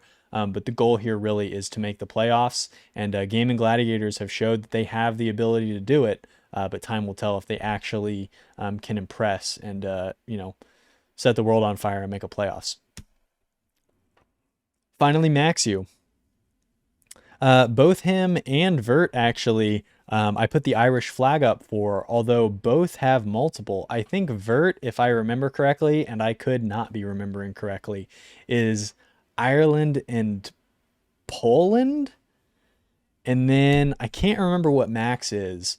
But he's Irish, and there's Irish and I can't remember. I won't even take a guess. But Maxiu, I feel like, is the weak link on this team, which is not really saying much and kind of just like an unnecessary like catching strays over here. This Gaming Gladiators team is awesome, and even before there's a reason that Max is on this team. It's because even before he was on game, and he was the standout player on kind of the second best APAC team. So here we have seen this profile in many iterations where Max is in the challenging position of not being asked to not be the number one option in any of these categories. He kind of is a serviceable third to his teammates. But still, over a goal per game, almost an assist per game, almost a save per game. The numbers are just off the charts for Max. And I think that he really has grown a lot as he's gotten more opportunities to be at these LAN events. But the question is the same as Vert's. All right, Com. Where do I even begin with Com? Came in a couple of seasons ago as kind of the he was the original version 1 teams always made people incredibly nervous. When it was himself, Torment, and Gimmick, they were always, I think I got the team right, they were always in like game 5 overtimes, game 7 overtimes, like golden goal territory, on the verge of reverse sweeping or getting reverse swept. Like they were one of those teams that just always were like high stress and great entertainment, but bad for probably bad for the health of your heart. And at that juncture, Com was the number 1 scoring option for that team.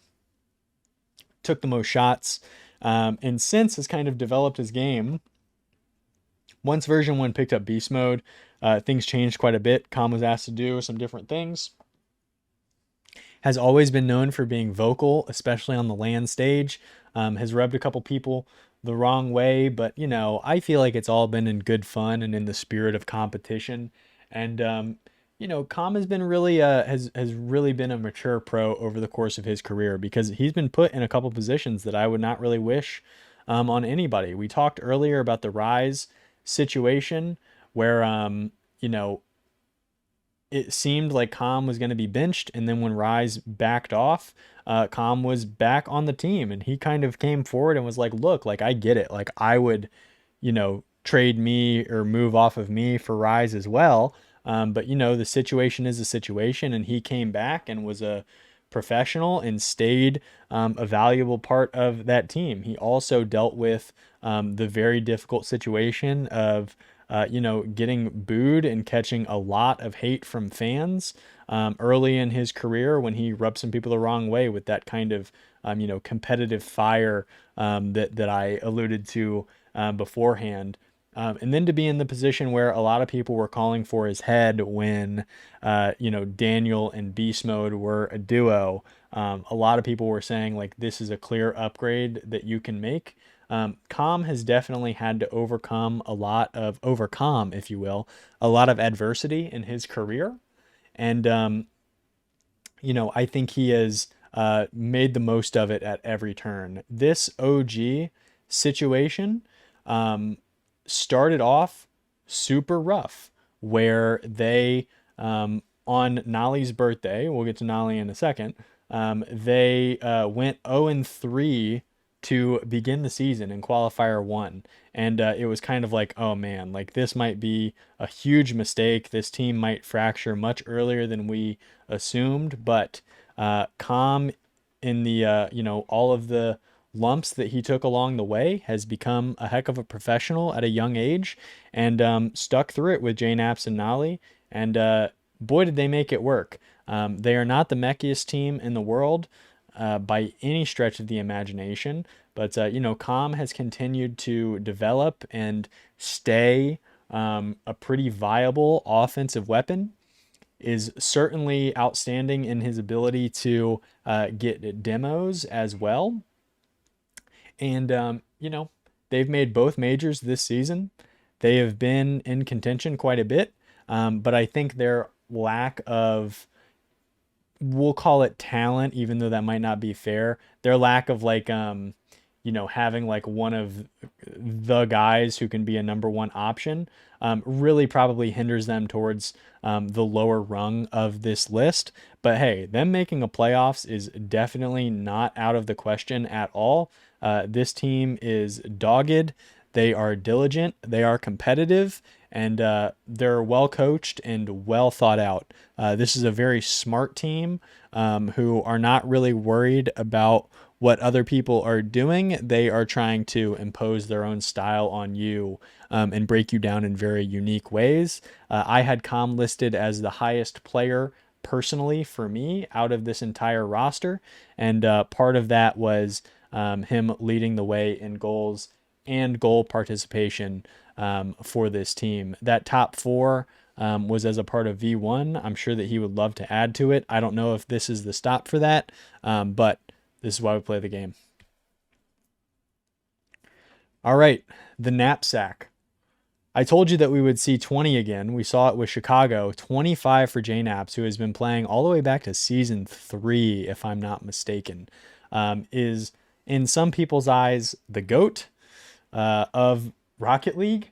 I might not put him there myself, but I definitely understand the argument. JNaps has been a mainstay of North American and, just international Rocket League for an incredibly long time. He is one of the few players who is age 24 in this competition, I think alongside Torsos and Snowy, who we'll get to in a little bit as well.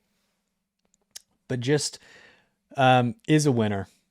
In the simplest terms, he is just, somebody who you give him lemons, he makes you lemonade. Like this team on paper definitely should have been passed by Luminosity, by M80, by a slew of teams within North America, Shopify, Rebellion.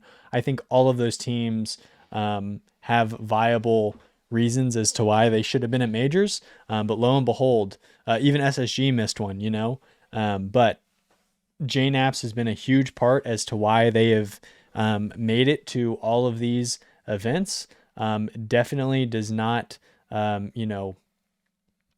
put up huge numbers, is not going to melt your face off with any high level mechanics, but is a smart player who really has mastered the fundamentals and will burn you with kind of the old methods, the sage, the things that have been passed down from generations of the RLCS, like strong striking,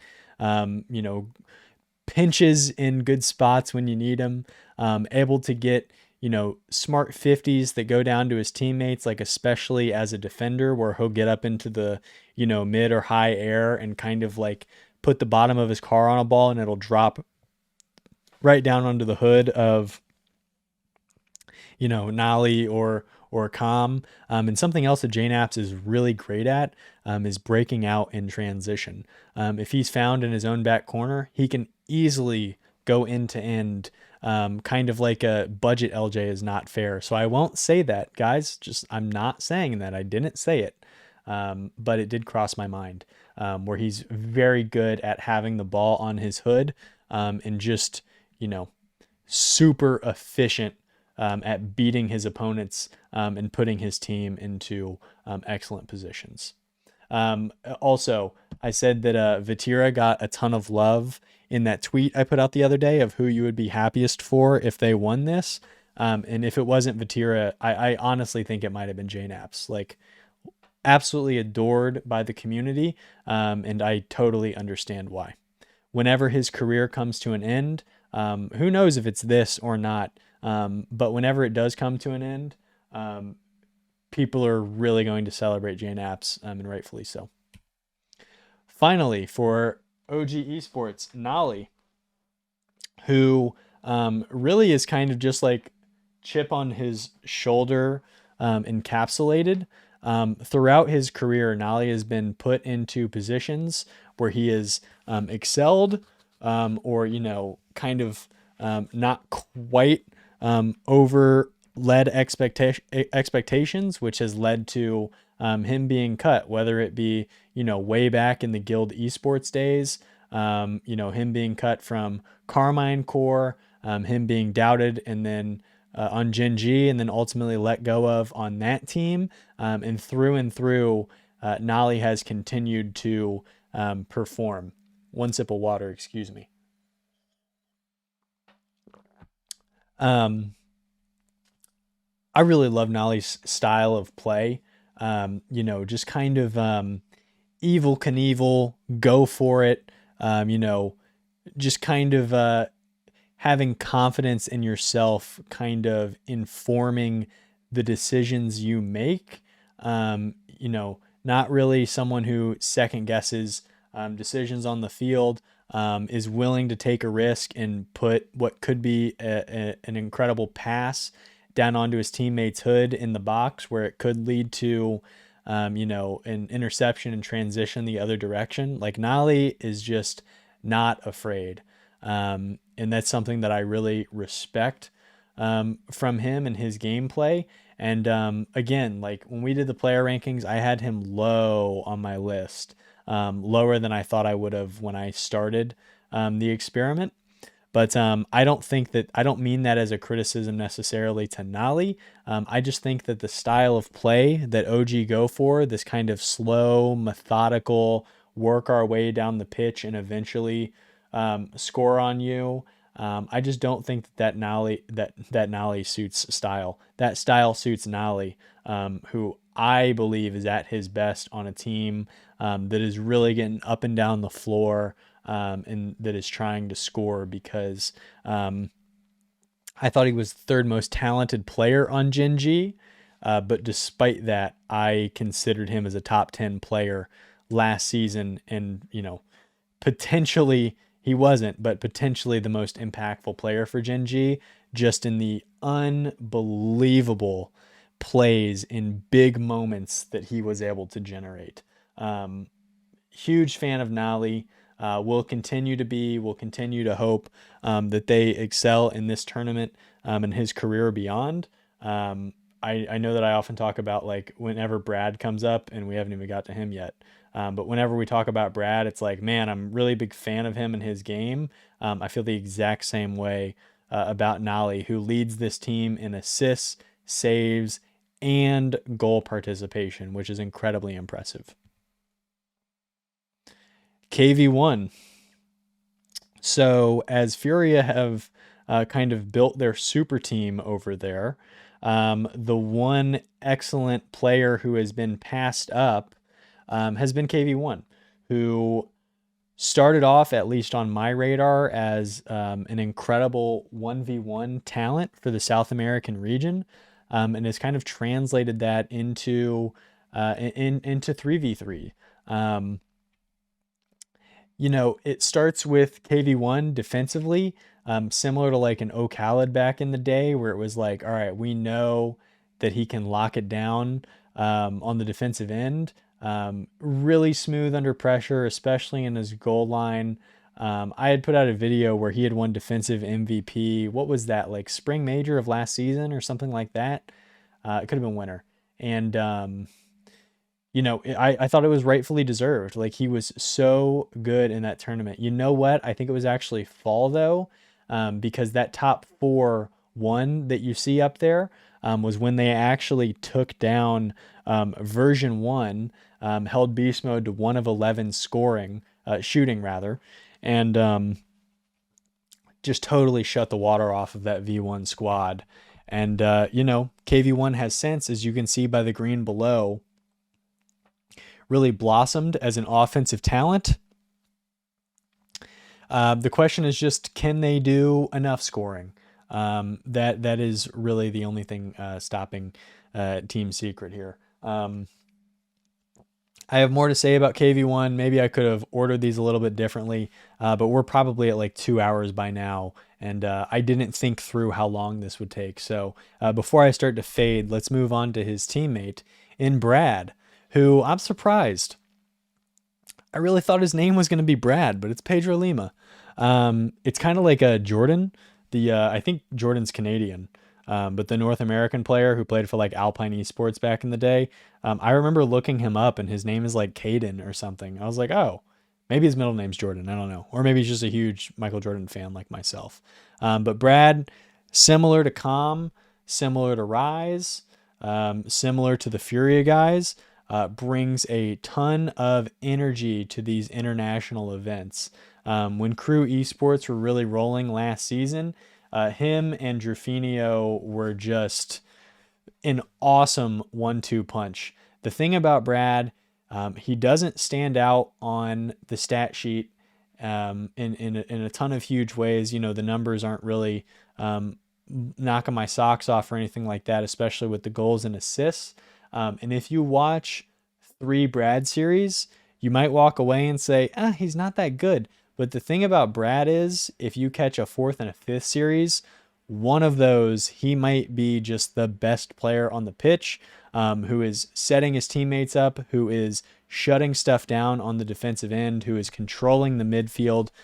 He can just sometimes turn it on like a microwave and just really be an impact player. So I am a huge fan of Brad. Leads the South American contestants here in saves per game. Mata, the young talent here for, did I forget or no? So it's all of this, and then we have Brad for saves, and then Mata on the assists. It seems like it's kind of a common thing, at least I've noticed with these world teams, where the youngest player often leads in assists. Atau, Drali, now even Mata, who kind of hit the scene last season as an up-and-coming South American player. I believe he was on Ninjas in Pajamas with, Bems and Astramic? Sounds right. And, it was kind of one of those things where it's like, all right, like, let's see where this progresses. So far, I haven't really seen the progression that makes me think that Mata is going to be one of the best players in South America, like one of the like top 2 or whatever. But just because Jamal Murray, who just signed a huge contract extension, just because Jamal Murray's not the best player in the world doesn't mean he's not like a massive impact piece of winning basketball. And the same goes for Mata. Like, just because he's not going to be the best player in South America doesn't mean that he won't have a promising, long winning career within this region. He really just needs to find what his X factor is in my eyes. 0.64 assists per game, leads Team Secret. And, I've talked again and again about how Team Secret, I think, really need to figure out their scoring if they want to be a viable opponent with a lot of these teams we're going to see at Worlds. Mata taking another leap in that direction as he continues to get bites at the apple with international events here will just make it more and more likely that he's able to perform at a high level and leap pretty heavily up my list of players for maybe next Worlds. To die for. Green. He is the player in sub-Saharan Africa. It doesn't matter. You could put me and a box of potatoes next to him as his second and thirds, and he would probably qualify for lands. Much like Realize was doing in APAC, To Die For is that player in SSA where it's like, man, if you moved him over to another region, like maybe he could be, an impact player. Just does everything for this team. The question with all of these players is are they going to be able to translate it to the international stage outside of their own region? There is no question of their dominance here. They, of course, had a little bit of contention this season with Team Mobula when they moved over from Europe. But despite that, this team was still hyper competitive with Mobula as well. And I'm glad to see that they were able to take the world's stage for S tiers. And they've been a part of, Gamers 8s and things like that. So we've seen a lot of To Die For. He's had a lot of opportunities with, different teammates to win at these events. And so far, his record has been pretty poor. I think an incredible result for Limitless would just be a series win over one of these teams. I think they can do it, but we will see if they are able to do so. I might be a little short-winded with Snowy and the third Sweaty here. Sweaty Clarence, I'm glad that he shortened his name. Sweaty is much better. But Snowy here, 24. Unfortunately, no green because To Die For has taken all of it. And when they were in Gamers 8, he was actually the one who was representing them in 1v1s. Very talented player. Somebody who is certainly one of the better players within SSA. But, I really don't know if I have too much to say here outside of what was already said with To Die For. Snowy here getting over 3 shots per game and almost a goal per game is very impressive. Those numbers are going to dip, but can they find themselves in a battle against a Pioneers or an OG Esports or an Oxygen or an SSG? I'm kind of, jumping up the board here. Can they find themselves in one of those situations and just say, we believe in ourselves, we're going to try and take this on? Even some game wins would be excellent for this team. Sweaty is the newest addition. I can't recall the name of the roster that he was on previously, but as they have kind of tried to, continue to try and make strides in the right direction and make them a viable contender for these LAN events, they picked up Sweaty, who was a very impressive standout player on his, the former rival squad in SSA, has come over here and really is doing the third player on the roster kind of thing. The same that we've talked about with a lot of these guys, where it's like, look, To Die For, we really are setting you up for success. Snowy, you are kind of his second running mate. And Sweaty has taken this opportunity to be on an excellent team, to do whatever is asked of him. I think where Limitless can help themselves, and what we kind of saw Chiefs do to Gentlemates, is not try and what you're not trying to do is how do I articulate this? You don't want to go into these matches and say, okay, like we're just going to try and survive here and see what we can do. Like, you already know that your chances of winning are so slim. Why not just go out there and take a shot from half court? You know what I mean? Go out there, try and play your game. If you lose a game 1-0 or you lose a game 7-0, like, it doesn't really make a difference. And I think your odds of winning a bunch of games 1-0, might be a little lower than, trying to score a couple of goals and win one 4-3 or something like that. So I hope Limitless try and open it up. Of course, that's much easier said than done. And I'm also not a top player, so maybe it actually is easier to try and shell up, survive, and just see if you can get one in transition the other way. Either way, really pulling for Limitless. It's tough because I want to pull for every single player and every single team at this event, but seeing them do something historic would be awesome. Torsas, the elder statesman of OCE.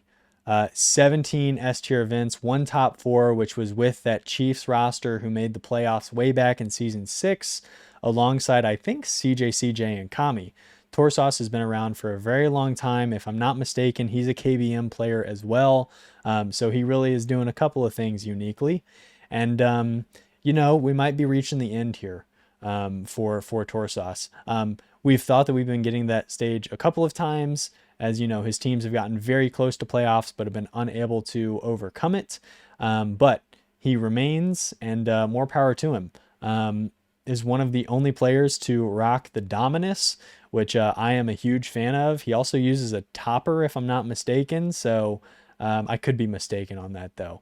But either way, Torsas is going to go down as one of the best to ever do it. The big question with me for him is this it? I guess the questions are kind of twofold. For power, it's can you finally make a playoff appearance?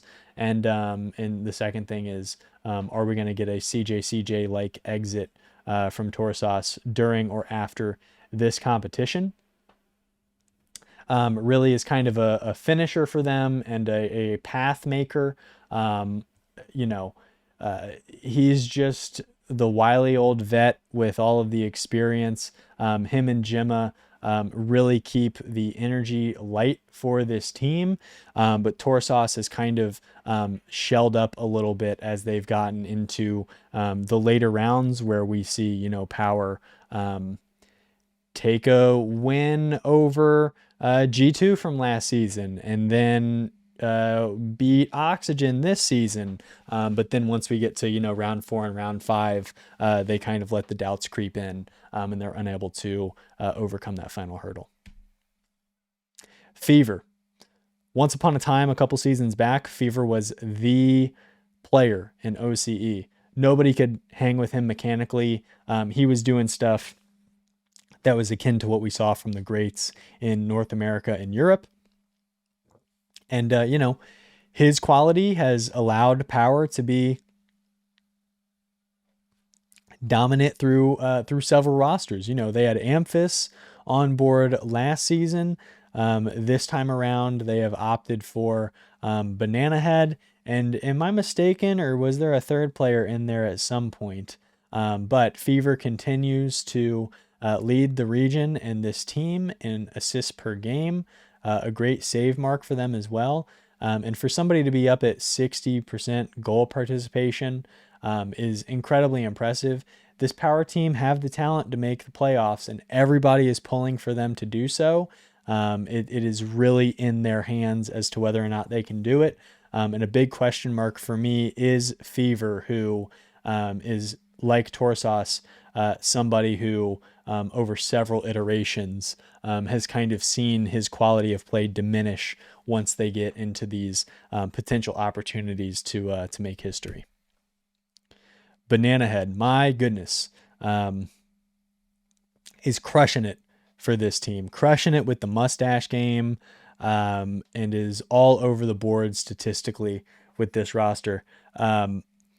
He, I think, might be actually like top 3 in shots, goal participation, and rating for all players, which is saying something, especially when there's APAC, Mina, SSA, who are kind of in the mix as well. Banana Head has really found his form. I've talked about this recently where Banana Head came in with the Pioneers, roster where it was him, Super Lucky, and Scrub, three incredibly young players, similar to what we saw with Team Liquid or what we saw with Team Queso.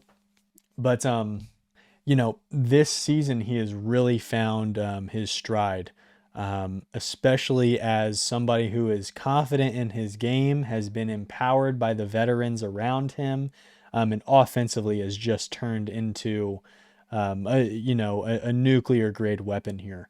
3.5 shots per game, leads him in goals too, really high assist total as well. So he is just a one-stop shop offensive weapon for this team.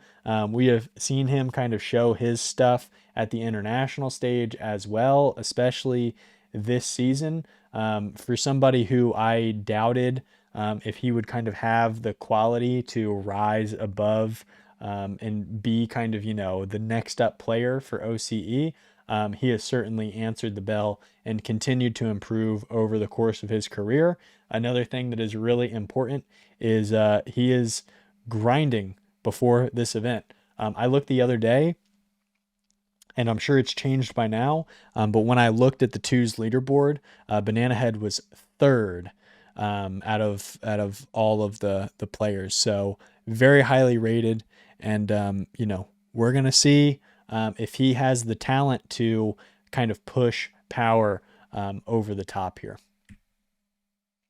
Super Lucky, who I originally thought was the standout player for Pioneers, and he may very well still be. He now finds himself as a part of Pioneers once again. This picture was from his days with Ground Zero, where he was playing with, was that the roster? No, I'm confusing. Am I confusing it with being the team that had Hunter and Kaka on it? I think I might be, but that's neither here nor there. Super Lucky is one of those players like Brad and Nolly, who I'm just a fan of. I like what he does on the pitch. I like what who he is as a person, from the limited stuff that I've seen off the pitch, like as a competitor, as an interview. He seems to be somebody who has his head on his shoulders, and believes in himself and his talent. I don't think there's any question of belief in himself, but belief can only get you so far. We'll see if this roster has the talent to, kind of contend here. You hope that everybody can do it, but again, there's only so many spots. Somebody's got to lose, and it might be this Pioneers team, even though Super Lucky is kind of a do-it-all player for them. The buck kind of starts and ends with him. If he can have a great event, we might see some upsets, but if he cannot, it might be early days. Fiber, a player who, when he first popped up, I was so impressed by his mechanics. He kind of felt like he was just like a ranked grinder. You typically don't get a lot of flash out of OCE, which is what made Fever such a premonition. Everybody was so taken aback by what Fever could do. And then Fiber popped up, and it was like, oh man, he might be one of the next players who can kind of do this. Of course, at the top, you kind of, every flaw gets exposed. He really hasn't found his form, in my opinion, as somebody who can be rotationally proficient, who can be quick enough to get reads on the defensive end, and can kind of, trip over his teammates and over his own skis in a lot of opportunities. And somebody who I think can improve by not always trying to go for the craziest thing, but going for, the most impactful decision, where sometimes, he'll find the ball in transition and it's a one-on-one, and he'll kind of slow it down with a reset and try and go off the back wall. But by that time, the defense is kind of caught up and shut you down, where maybe if you caught the ball and just tried to, hit him with something quick, maybe you could have scored something. It's those marginal things that kind of separate great players from the best players. And, Fiber definitely has the skill and the ability to grow. He's had a little bit of a challenging season. I don't exactly know what occurred, nor do I think most people. he had put out a statement about this, but he actually was benched towards the end of this season. They were playing with Mock, who I believe is their head coach, and they moved him to the bench. But, I think Fiber took it as an opportunity to learn and mature. I remember that he was actually streaming their matches as they were going through regionals and things like that. So definitely didn't sulk and sit behind the scenes. He actually took the opportunity to show that he was still committed, grind the game, improve himself as a player, and, maybe in some way as a person. I'm not going to project onto him. He could be a great person as is. But I mean this to say that Fiber took an opportunity that many could have viewed as a negative and turned it into a positive. So as somebody who leads this team in goals and also goal participation, I wish him nothing but the best heading into this tournament here. It's our last slide, guys. Before we talk about Amphis, we've had fun, haven't we? We've had a good time.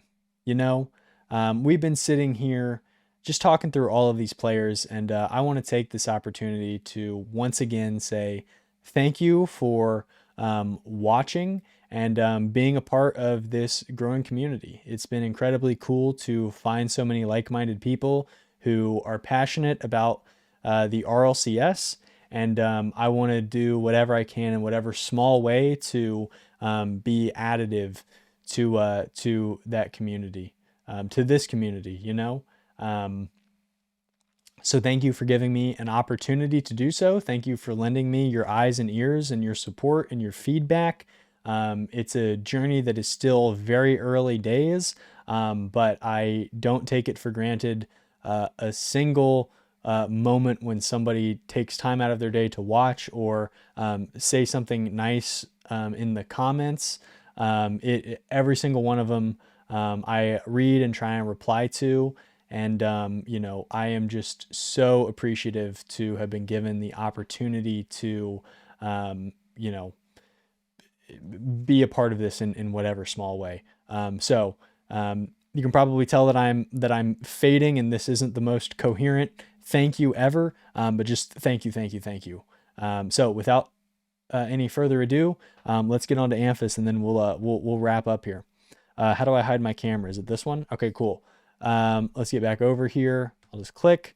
No. All right, we'll go back to Amphis so he gets his own full boat here. Amphis, previously on the Power rosters, and Power is just trying to do the same thing that everybody else is trying to do. Reiterate so that you can win. And Power came up against, hurdles. They were unable to, get over that final summit. So they opted to move off of Amphis, who is another, very eager and vocal player with a lot of skill. And, he's a big part of the reason why I value this Pioneers team. I thought he was the best player on Power, to be honest with you. Probably an unpopular opinion. Most people would take Torsos or Fever. But I was always very impressed by Amphis, was surprised that they moved off of him. Even when I did the prediction video the other day, I think I might value them just as highly as Power, to be honest with you. There is the piece of this where it's like, what's the team environment like? Like, you don't bench one of your starters and then bring them back in for nothing. But maybe that's water under the bridge. And if it is so, I think this team is just as skilled as Power. I'm a big believer in them and their skill. And I think that Amphis and the veteranship and the energy that he brings will be very additive for this team, who, just like Power, are trying to make history for OCE and throw up the second playoffs that I think they've ever had. Of course, there was the very impressive Season 6. I don't know if they made a playoffs after that. I think the answer is no. But in any case, for the modern era, let's call it as a baseline, Power and Pioneers are both vying for the exact same opportunity. I wish them both success in their endeavors. And guys, that is it. That is all of our players. Thank you so much again. I think I might have 1 or 2 more videos coming out. I do want to say, I want to say this in all the videos that I can. Not only thank you, but also um, I'm going to be missing a good bit of Worlds. I'm actually going to be spending time with family, which I'm super excited about. That'll always take precedence. Would it be nice if it wasn't this weekend? Yes, but it is, and I'm very excited for that. So I say all of this to say, I will probably be putting out some Worlds content after Worlds happens. We'll do some recaps. We'll do some deep dives on the games and the players and the outcomes. I already have some excellent ideas for content and material to come out after the fact. But I say all of this to say, if there's a little bit of radio silence from the channel during Worlds competition, that is why. So I hope that you all enjoy it. If we don't touch base before Worlds happens, I hope you really enjoy all the competition. I'll be trying to catch what I can in venues that I can, but this channel might not have it at that exact moment. But I hope that this video was super additive. I hope that the link in the description below for the Google Sheet that I made is also impactful and helpful. But yeah, this is already a long enough video, so I'll wrap it here, guys. Thank you so much. I hope you enjoyed today's content and the dives that we went on. If you haven't commented already or liked or subscribed, I appreciate it. What am I, a YouTuber from like the mid 2000s? Like and subscribe. I don't care. You don't have to like or subscribe. I hope you enjoyed the content. I hope that it was additive and that you're excited for Worlds just as much as I am. But guys, that is it. Until next time, take it easy.